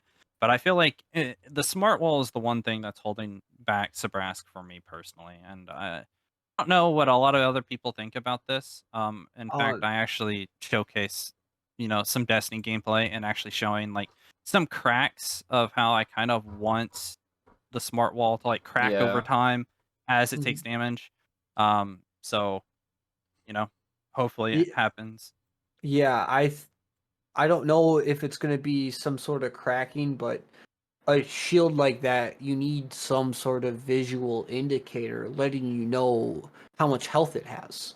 So that way you Yeah, can decide what your next play is going to be. yeah, I agree.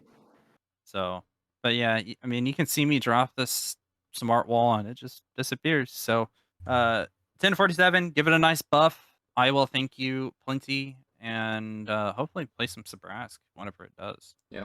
Going on to the next topic is the perk description. Yep. Oh boy. So we've had actually a big discussion about the perk descriptions, and most of us have kind of come to an agreement that we need more descriptive perks. Yeah, More we didn't even know what the descriptive slide perk did descriptions. until you asked about Yeah. it on Um, Twitter, and then one of the devs responded on Twitter. It shouldn't be known through Twitter. It should be known in the game. yeah. So as a Destiny nerd, we're all about numbers over in the Destiny community. Whether or not that is 10%, 5%, 25, 30, whatever it is. Yeah. We like to know numbers. And conveniently, I actually recorded a little bit of like UI stuff here. Oh, nice. Um, some of the perk descriptions are, recharges equipment faster, which makes sense. Mhm. Directional radar makes sense. But some things are less, identifiable. Um, for example, increases hypersite effectiveness. What does that do? I'm gonna assume it's range for one. It could be Especially range. It could be duration. Like, who knows? it could literally be anything. Um, and like effectiveness. A lot of stuff is very vaguely like explained, and it's especially with the Sabrask wall, as we were like talking about earlier. The idea that right here it says increase Sabrask equipment strength. What? How does that affect each Yeah. Sabrask equipment? And increase smart Like, wall effectiveness. It's like we just need better explanations of this kind of stuff. Right. So, I think um, Arrows also has like a increased equipment uh strength or something like that. And I'm just like or like increases equipment effectiveness or something. I'm not too sure. But I'm like also like thinking to myself is like what does that even do for like something like Portal? Because I feel like that would do yeah, absolutely yeah. nothing for Portal, but I don't know. But yeah, realistically, I'm just kind of wanting to understand what a lot of this stuff does because as someone who cares a lot about numbers Yeah, and I think it was in the even second slot. kills. So this is the first slot of perks. Yeah, so here's the second. So we got super fit, I which is think I shorter think I think cooldown, it's gear faster sprint. upgrade. What's gear Gear upgrade? upgrade increases Yep. arrows equipment strength. Yeah.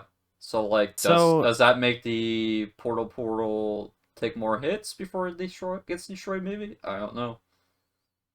duration, I don't know. And then of course you have better rush, which I actually don't know what that does either because Does does every faction have that perk by the way, the whole gear upgrade? I believe so, yes. Yeah, cause we just saw it for Sabras a bit ago. or it might be renamed because I think Meridian's is Tech Boost. So Yeah. it's Oh, gear yep. upgrade for Increase Meridian Eros, equivalent, Tech yeah. Boost, and then it is Tough Gear for Sabrask. That's So they're all at weird. the same level and everything, but it's like that's great. What do they do? So Yeah. that is again that I did hear apparently that this has been pushed up, within the feedback. It just they need to get to it. Mhm. It might take some time. That's pretty much it. I also So feel like they need to simplify the name of this perk. It does the same thing across all factions. Why they all have the different name? You know? yeah, you don't need to like change or uniqueify the name for like Yeah. each one of the factions. I agree. Um, and I think the Sabrask one is actually here too. What is it? Better smart wall, increased smart wall effectiveness. Yep. Yeah, I think that's when adds the So logo on it. yeah, probably. So that is essentially the perk description clarity. Yeah. Just give us actual like percents, like Mhm. numbers, etc. like that. And quite a few people have come out, or well, I would say quite a few, but there's only been one, including Yergi, that's came over and being like, yeah, I agree. One of them actually gives Warframe here as a great example, because Warframe has UI that changes depending on your mods. So I giving I numbers just is really nice. think giving numbers helps you make your decision on what you actually want to run. Yeah, Because that you Yeah, too. then I agree. I like agree. you know what it's doing, you know what benefit you're getting. It just helps you make a more clear decision. Maybe they don't Yeah. have like a detailed description for them right now. 'Cause maybe they have thoughts or like, oh well, we might change the values in the future or something Well, like that. So yeah, my guess is a lot of the description part is they're waiting Placeholder. to, yeah, yeah. like Yeah. that's something they do more towards the end because it's easier to change. Mhm. Yeah. Okay. Before we do the whole wrap up with a few topics we have left, ads are about to appear again. So let's just take Okay. our Let's final get that. ad break, and I've been having to use the restroom for some time too. So let's Yeah. Okay, sounds good. let's just go ahead and take that break now. All right. Cool. Let's get ready for it. Get ready for it. Get ready for it.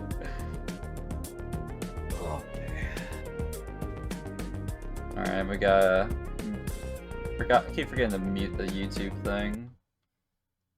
All right. So now it's back to just us three, and we're going to be discussing the last and the final topics. So, what's the first Okay. one we're going to discuss here, Koma?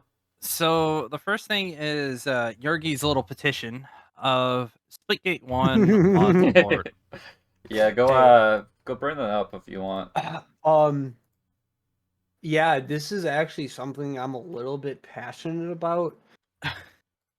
With the state that we're kind of leaving Splitgate 1 in, it kind of is just perfect for mod support. With Splitgate 2 being released and hopefully being the success we all hope it's gonna become, Splitgate 1 will kind of, if unless given a little breath of life, is gonna kind of be left to die. Yeah. And I don't want to see that. Like, that's a piece of history. Um, I still feel like there's a lot of good things that can come from it if we give it mod support. All the goofy mods that can come out, they could use the whole Splitgate 1 platform to make, let's say, a PvE experience that we might not get in Splitgate 2. Yeah. And I know some people had said that it could split the player base. Honestly, I don't even see it like that. It's not like that many people use mods. Yeah, Endo responded here. He took about 2 weeks for Jurgen's petition for someone from 1047 say something, but Endo A. said, personally, I'd love to see mod support for Splitgate 1. That said, we have nothing to promise about the original Splitgate right now. He linked a FAQ thing. 110% of our focus right now is getting Splitgates 2 beta ready, and then the eventual official launch. We'll most likely reevaluate our plans for Splitgate 1's future after the dust has settled from Splitgate's 2 launch. So it's really cool that we have at least someone talking on it. And Mhm. honestly, that's what I expected to hear. They need to get Splitgate 2 ready for launch, and once they launch it, their work doesn't get easier, it just gets harder. Yeah. So they're going to be focused on that for a couple months after launch. So I'm not expecting to hear a decision on whether or not we're getting mod support on Splitgate 1 before they even launch Splitgate 2. Because Yeah, I know that's not possible. yeah, I feel like It's the out of the question. potential future for like Splitgate 1 will be the community coming out of their shell and sort of like modding the game. That's what I'm saying. Like they've kind of put themselves in a perfect position to do that, Mm-hmm. where you have your new game that you're trying to put your main focus on, and instead of trying to risk that game and putting mod support in that game, Yeah.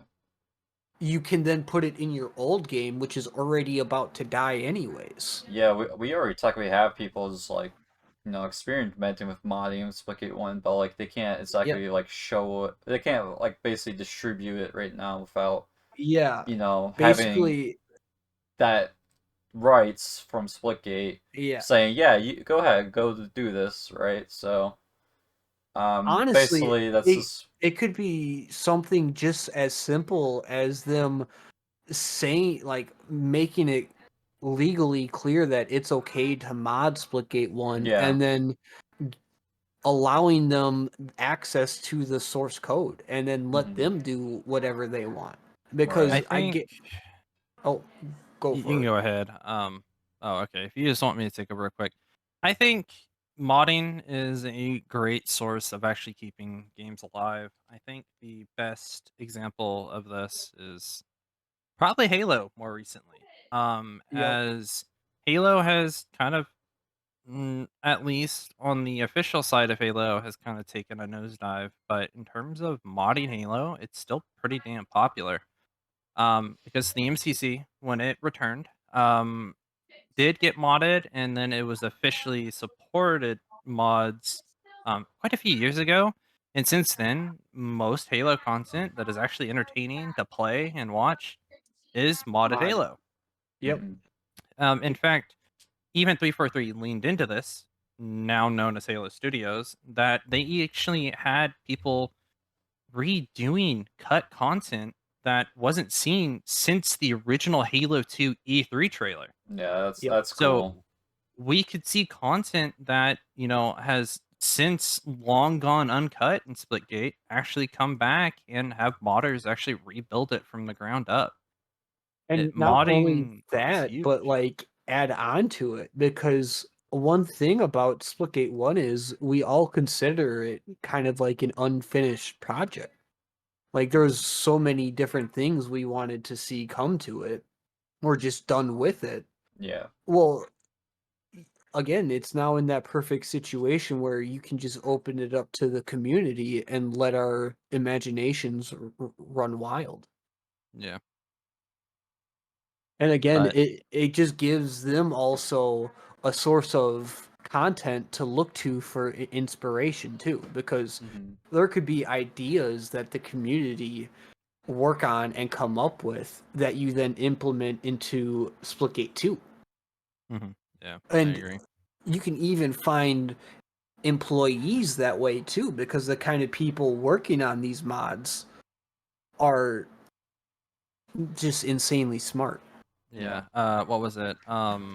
The people who were initially doing Halo Online, or El Dorito, as some people might consider calling it, actually was pulled on to 343 Industries to actually do the MCC port. to Yep. PC. Mm-hmm. So Exactly. as well as the Terraria like modding community is also now like completely integrated with I think is it 505 Games, I think, who does Terraria. I think they're like fully integrated and stuff. So people who are actually modding the game is actually like getting paid to help What support mods. Yeah. what's with game It's studios naming their brand after a bunch of random numbers? I don't know what 505 Games stands for, but I just I know that you know what they develop. I know the So, reason behind 1047, but it's like, yeah. and I understand the reason behind 343 as well, but yeah, Always numbers. it's always Always, numbers, always man. It's always numbers. This is the easiest way to go. Just don't do your social security number. Yeah. I don't recommend that one. Ooh, yeah, I like this next topic. So hunt the devs, skin rewards, Hunt and the continuation. devs. So So for people who don't know, Phoenix, you want to go ahead nice. and take this over? Yeah, so you got some gameplay of the skin. So basically, what they did was there was a Hunt the Devs event in Splitgate 2, the recent alpha, and if you guys been around for a few years, you will know that the official Discord hosts these kind of events within the Discord. They'll do like Hunt the Devs, Hunt the Mods, Hunt the MVPs, things like that, and usually you get like some sort of reward of you show proof that you defeated them in a game, right?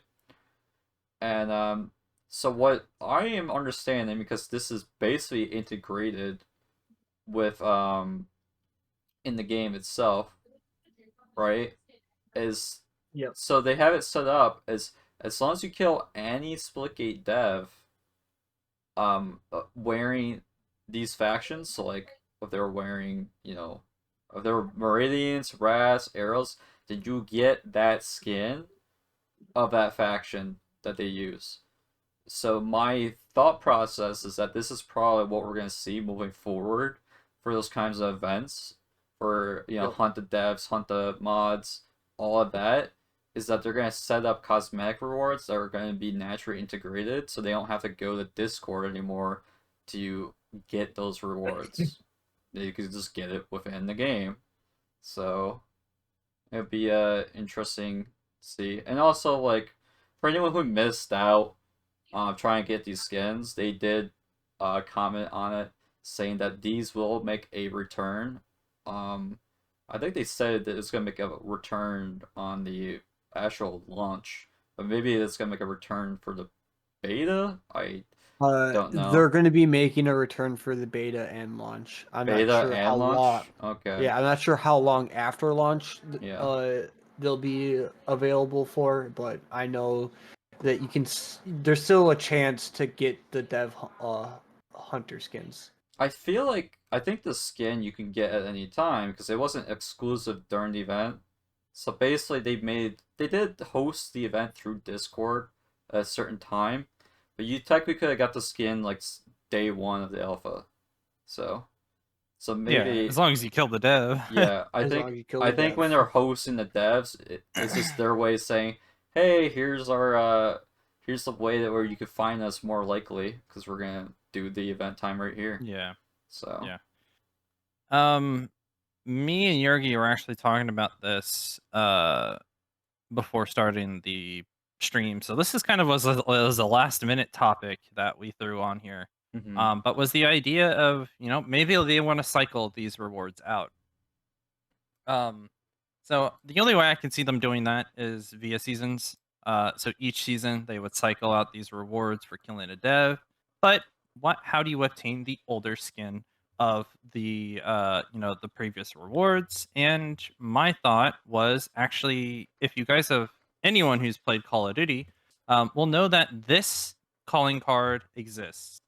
Now, specifically, why this is a very unique calling card is because technically everyone has it, but it only started out as one person having this. So basically, there was a dev or a player that had this calling card, and basically the only way to obtain this calling card was to melee them, and you were basically infected. So this is the unique way of obtaining this, and I'm thinking, well, if they want to replace, say, these Day of the Dead skins, which is what I call them, I think there's it's after a Spanish holiday, right? It's like Dia de Muertos or whatever it is, but it basically translates to Day of the Dead. But basically, the idea, if they wanted to replace these skins, they just make it to where anyone who is killed with the skin on basically gives the other player the skin. This way, you don't necessarily need to have to make it where you can't get it anymore. You can make it to where you could replace it, and the only way to get it is actually killing a player that's wearing it. So I think this is a great way to not only keep the skin in rotation, but to also, allow people to actually host events like playing with it. Like imagine if there's a skin that you can't obtain Oh, anymore. So you can host like a community event, have people put on the skin, and then go hand it out to other players.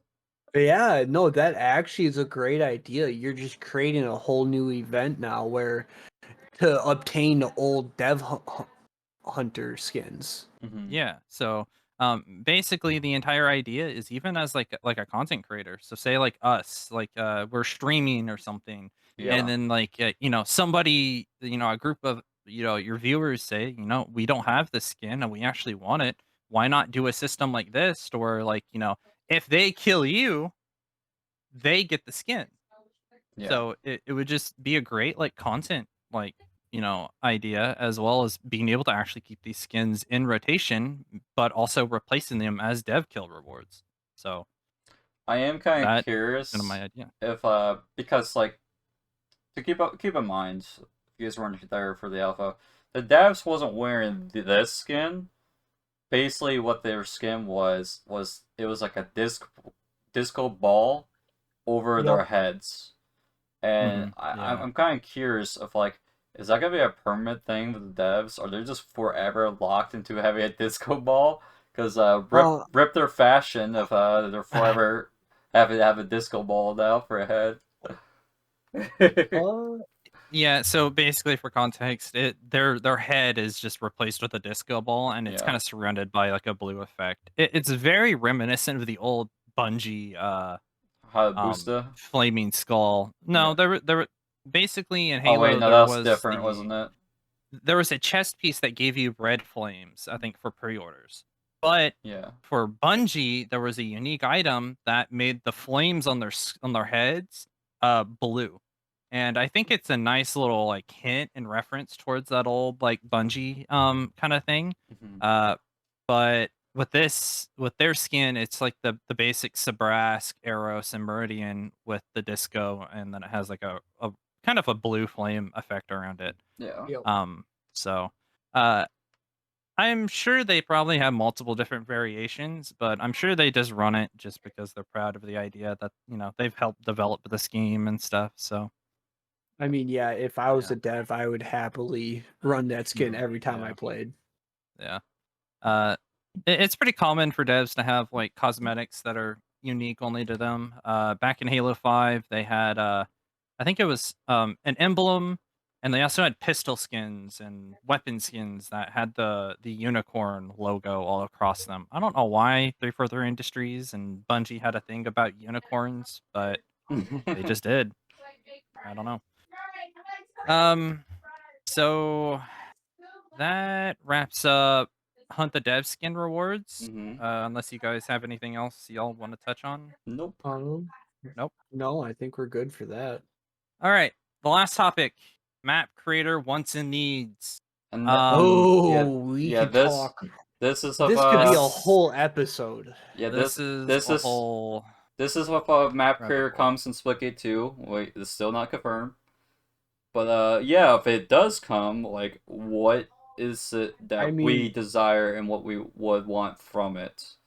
It's they what we're gonna be haven't covering. announced it. Yeah. That's all. Yeah, they haven't. Yeah. They haven't announced it, but we're assuming one way or another, considering the reaction to the first one, that we will be seeing another one. Most likely. Um, and from a community standpoint, it's great because that means the community can, go on their wild side. Us specifically have already made things that makes Splitgate 1 stand out. Me with Bounty, we all created Griff Flag together. Shit, you Hmm. guys have made Bounty maps. It's the idea that, all of us kind of came together and made one singular thing. Um, And Yeah, not we only eventually that, helped out like with paintball for Sweden's game mode paintball too by adding more we maps yeah. to the we kind pool. of created a whole community within Splitgate. Like people consider us like as the map builders. Like we all get together, we have our super customs every week. It's just one of those things where our community helps to keep Splitgate, like just give Splitgate a little bit of extra life. Yeah. Uh, but there's a lot that we want to see. Let's start with like what's the biggest feature we probably want to see? Uh, Phoenix. Oh, no, go ahead. Como? Let You Phoenix go. No, let you Phoenix go. asking me? Yeah. Yeah, go for it. The biggest feature, like my biggest feature, or like do you think, Yeah. or you want my D- opinion what the biggest What feature should what be? is the number one thing you want to see on the You Splitgate map grid? selfishly and personally, what do you want to see the most?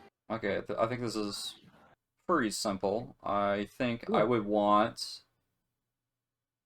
be able to group objects together and copy and paste. So like symmetrical maps, you can flip them. You can flip them and whatnot and rotate a group of objects together. Yeah. Make symmetrical Yeah. maps like so much easier to build. I would love that. That was honestly very high on my list as well. Yeah. If you didn't Yeah. say that, I was gonna say just the ability to actually group, like kind of like snap or lock objects together in one big group, and then copy and rotate that group. There's Yeah. just even if you're doing an ASIM map, there's times where there's a feature that you want to use on a different part of the map. You can now copy that little feature, and now you can move it throughout the map. Yeah. And I know like a lot of people's been like requesting it's like, yo Phoenix, you should bring this map back that you made in Splitgate 1 to Splitgate 2 when it comes to the map grid. And like as much as I would say, yeah, I'll do that, I want to focus on some new content, but like if they have a feature like that for It like would make it a lot yeah, easier. it'll make it a lot easier for me to just like import like existing maps I've made. So Yep, I agree. I'm kind of on the same page with you on that, where that would make like remaking some of my old maps just a breeze. yeah. Yeah. Um, Yeah, even your falling star, that's a symmetrical map, and that took you a exactly. long time to make. Jesus, Imagine it just being took able to so copy. long. Imagine just being able to copy it, the Half first of it. half, paste it to the other side, but flip it, and then Oh, boom, done. I was thinking Done. about Yeah. that. Or like my Mount Wither map, how much time I spent on that when Yeah, I could yeah, have just you spent a did lot of time half on of that one that. too. Yeah. Yeah. Yeah. I agree. I think, item grouping is definitely one of the big ones. What I about you, think Como? I'm probably gonna say magnets. I know we had like How's the out? a weird The pseudo magnets in Splitgate 1. They weren't the best by any means. they Um, they only really worked if you knew how to fiddle with them, and even then it was for minor things. Like I found a Um, way Stop to streaming real quick, Koma. okay. We're getting frame drops. My bad. um I found a way to where I could get a spiral staircase, but Yeah. I had to go through a process of turning the magnets on and off just to get it to work. Yeah.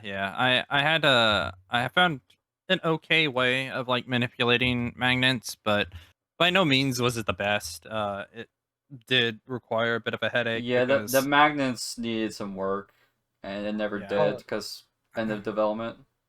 So Yeah. I can actually completely agree with that one as well. That was a top 3 one on my list too. Just being able to have a fully fleshed out magnet system would just be immense, you know. Yeah. I guess the number one thing I want to see, I've actually talked about it a lot. I want more customization on the modes. I just want to be able to like make our own races. I want to be able to mess around to make more mini games. Just being able to actually mess with the functions of the modes more. Yeah. Yeah. I I don't remember I how completely many. agree. I don't remember how many times where like we had like this game mode idea concept in our head, and we were just tweaking around with the game mode settings, and then we just like Yep. learned that like, oh wait, this is not possible. We can't do Yep. this. Yeah, It's this- frustrating. Yeah. It was funny because my original concept of limit was to basically make a lower game TDM. Yep. And basically the idea was is that the lower limit, lower time limit, lower score limit, and it gave you a little bit of health boost, but made it to where like you needed to play your life and would actually be round based. Conveniently, somehow I predicted the TDM for Splitgate 2. Yep. But by doing so, meaning that, number one, I actually didn't need to do limit anymore because, well, number one, I couldn't do round based anyway. Um, Yep. Plus, it was just tedious, like ending the game so quick and then Yeah. reloading it. It's not something that we want to do like as a player. So having access to stuff like that is just really nice. Yeah. And just being able to somehow manipulate the game modes as a whole, whether or not that's capture positions, hills, something like Yep. that, is always just a big go to. I Obviously, also remember we had a big problem with trying to get certain teams to spawn in certain locations at times Oh yeah, because when sometimes you're spawn flipping was a big issue. yeah, Yeah. spawns were an issue. Yeah, like when you're trying to do a specialized game mode too, and you want a certain player to spawn in a certain location, it gets hard to do that when all the spawns were completely randomized. Like Yeah. I know in Halo, their whole spawning system was actually very complex with how they got it to work. Where like if you're doing an infection mode, you could make for damn sure you always know where the infected were always going to spawn. They did eventually somewhat fix it by adding Eh, static spawns to map creator, but the problem with static spawns is they that were it's kind not. of bugged still. No, it wasn't bug. It was intended that like it wasn't exactly 100% that this is always going to be this team spawn. It was designed in a way where like, oh, well, people are looking at that spawn and they're like on top of it, and they're just gonna get spawn camp potentially. Then it's possibly gonna like flip them somewhere else. So Yeah. Yeah, that and that's where in a normal, casual, like everyday game mode, you don't want that. But yeah. with the game modes we're trying to mess around with and make, sometimes you don't care if the person's getting spawn capped. That's the whole point of the game mode. Mm-hmm. It it's just allowing you the freedom to mess around and make new playable experiences, pretty much. Yeah. I think custom, spawns and game modes are nice, but I think another big thing that we're all looking forward to is just being able to change the look of items and Color. objects, color. Oh, Um, changing Actually having color. like concrete and asphalt Like or something like that. textures, Yeah, like having textures that we can manipulate on blocks, oh stuff like that. yeah, and like actual terraforming, not just some big clunky rock Yeah. that we can Like only make bigger and clunkier. I like the idea of having assets from like bypass. So we have like the big supports that go through the middle of the map, or we have the bypass walls that are surrounding the grass and everything. Like, having Yes, items like that is just really nice. So we could like go through in actual detail. map So We're yeah, items that we can add in and make our maps look almost dev quality at times. We're getting some What's up, Jimmy? we're getting some frame drops again. I'm trying to do some few things without ending the stream, see if they'll, you know, bring it back up. And It seems this, to be doing fine. it's not skipping frames for you? It's not that bad if it was. Okay, so I just switch it back over here. It's like consistently like dropping like maybe like 100, like 50 to 100 frames like per second. Oh, whatever I did, it fixed itself. Fixed. No more frame drops. Okay. Good. Yeah, because I was about to say, like, we're almost done here. Twitch Gonna or shit the OBS. bed right there. Yeah, At the end. OBS, stop shitting itself. We're almost done here. But A big thing, I want to see those portal lifts put into the map creator. You know how much fun we can have with those? Yeah, for sure. Oh, people are literally just gonna make boxes of them. I would Just, probably like, just giant have them boxes. like default for like maps that I want like this momentum portaling because I think it's just a better flow than just like, oh, let's just fall down the pit for a portal Same. launch, you know? Yeah, I agree. I agree. Like, as soon as I saw that, I'm like, this is such a genius ad. I can't even explain because the whole falling into the pit, while that's how we all learn to do our momentums, I don't think it's going to be like that going forward. You're going to Yeah, be it's not gonna be the seeing, norm anymore. yeah, you're going to be seeing these momentum portals added more and more And because it just makes more sense. And new players still get confused today, even for the Splitgate 2 versions, where like they'll go down to like let's say like the ozone portals, and they'll be like, "Oh, where do I go from here? Am I stuck down here?" Even though there's like a jump pad right next to them. Where did I go? You know? Yeah. So I can see us moving away from actually having the big drop portal at the bottom of the map. We're still going to have floor portals, I think, to help keep the momentum going. Yeah. I just don't see it being those big drop portals anymore. I think those are a thing of the past. Yeah. No longer need pits. Yeah, I'm looking forward to just being able to make maps with a new and improved portal system as well. It's just the idea of like portals now being placed like directly aligned with the ground is just a nice quality of life change as well. Yeah, you don't have to worry about so much that stubbing my toe. You don't have to worry about so much about like the portal walls being like, dude, only one portal can fit here. Close your portals, please. You don't have to worry about that anymore, really. So I really hope we're able to like shrink our portal walls too, from like the little ones that were on Zenith. Yeah, that was like that's really cool. That was a request I pitched in one time. We need some of those. Yeah. We need some of those because just a single portal wall, you can do a lot of cool stuff with that. Yeah. Yeah, I agree. Yeah.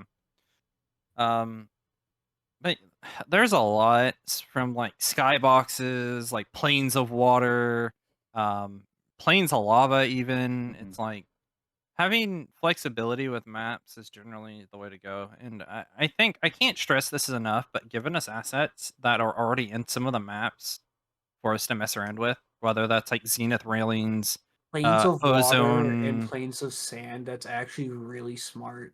Yeah. And like a actual plane of grass, not just like a texture of grass. I wouldn't be surprised about some of the feedback that we gave them all those years ago, or potential season 3. Have already been pushed over. Yeah. I hope so. Yeah. I hope because I we put a lot of feedback in back in the day because we were just playing every single day. Like I remember like another thing was like, oh, what did you guys wanted for like a new template? And I think I remember like a common thing was like a completely empty like space like template, or like maybe like the bottom layer, the bottom flat layer is just like a straight up kill zone, so you don't have to place one. Like literally just strip all of Olympus out of there and just give us that skybox. I think is literally what some of us said.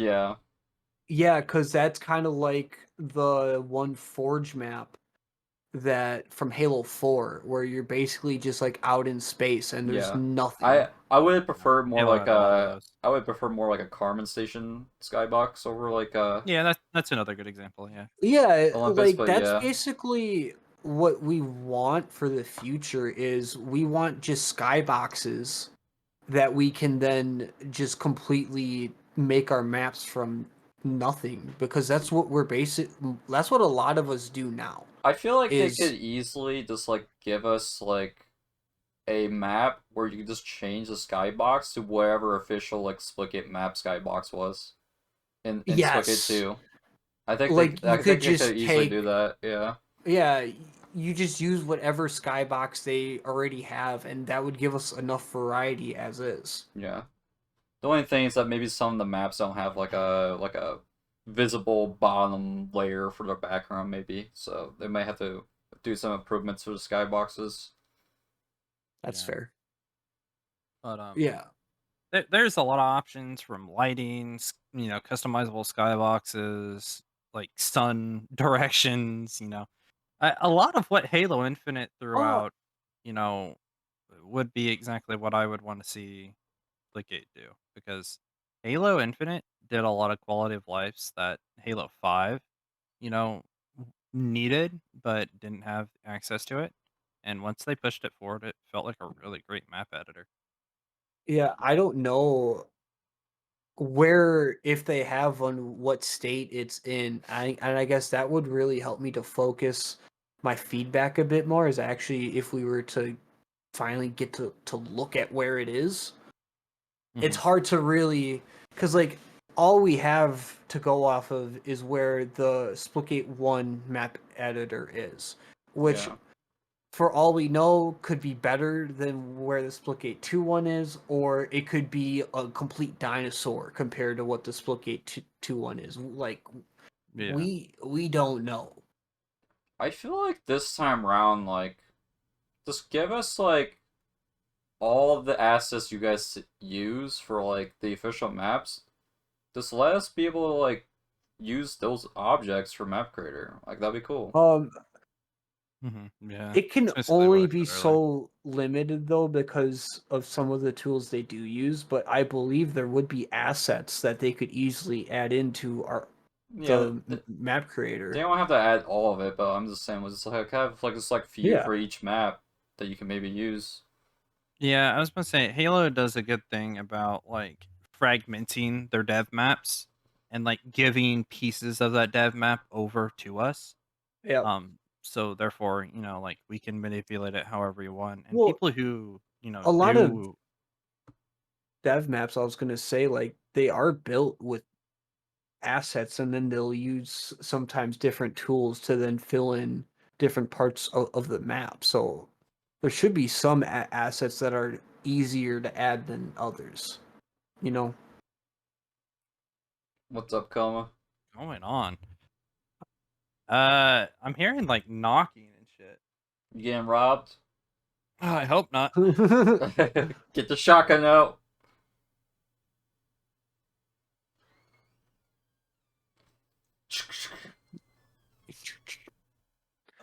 I think this house is literally haunted. I'll talk about that. uh, I'm not even joking, by the way, but we'll talk about that later. God damn. All right.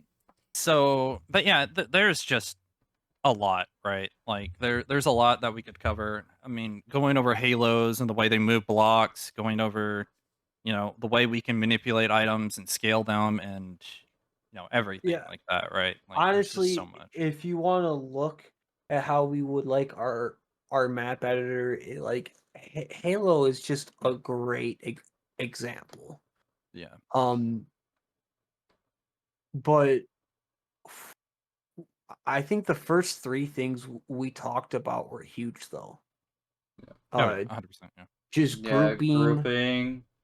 Um, uh, being able to then copy and like mirroring yeah. stuff. Actually, Yeah. being able to mirror something instead of just rotate it. What was the That ones you guys said? I said magnets. Magnets, Magnets. improve magnetism. Okay.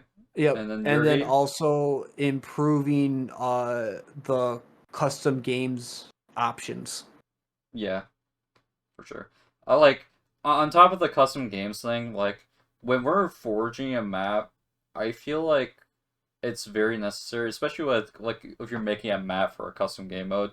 You should be able to load up your custom game mode settings within the map creator, so you can have a feel of it Yep. when you're building the map in real time, instead of just like, Um, oh, let's go to customs, load the map, load the game mode, let's test it there. It's just I this feel just like takes that's a lot actually of time. pretty normal. I don't even know if you can do that in Halo. Can you, Koma? You can Oh, you What can. load up? Like load game modes? certain Halo games you can. I forgot which one, but I remember doing that in one of the What, Halo like load up games. custom games in the middle of Like Forge? you just load up like certain player attribute settings, things like Well, that. yeah, you can.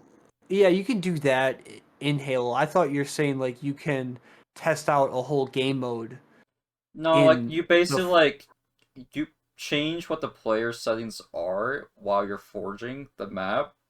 So then like when you Yeah, go and players say it'll In simulate what you have in mind for the game mode. That's what I'm saying.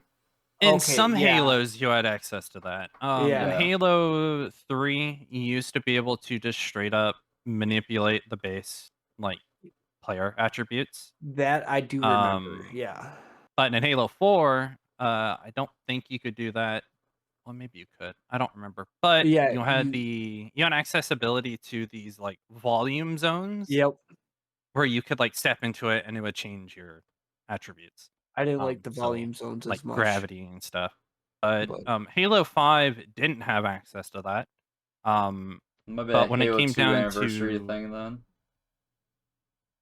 maybe Halo 2 Anniversary came out, I think, with or around Halo 5's time. But Halo yeah, it was 2 around there. Anniversary was the first thing to actually add scripting too. Mhm. Yeah, And scripting's another big thing, but I don't know how they're going to manage doing scripting, especially scripting moving portal walls. I You know, mean, I I don't know would how that will work. love scripting. I'm not saying like it's a demand you have to have scripting, but I'm just saying if you can, 1047, if you're listening, we would love to have scripting, but we're not going to push you. Yeah. Um. So, and then when it came down to Halo Infinite didn't allow you to change the base player thing, but you could make it to where using scripting where you could permanently change a player's attributes Mhm. Yeah. and stuff like that. So, I it feel like wasn't about eventually that should be where they aim towards if they haven't done anything with it already. yeah, I agree. Here's a feature just off the top of my head that I feel like doesn't get talked about enough.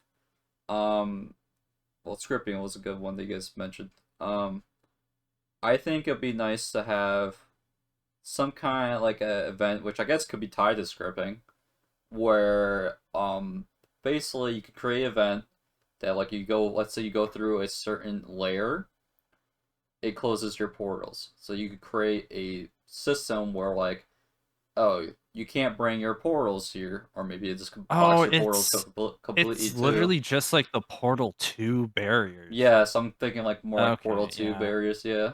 Yeah, I Yep. can see that. So when you pass through them, it just deletes your portals. Yeah, I Right. could see that. Yeah, that would be a cool feature.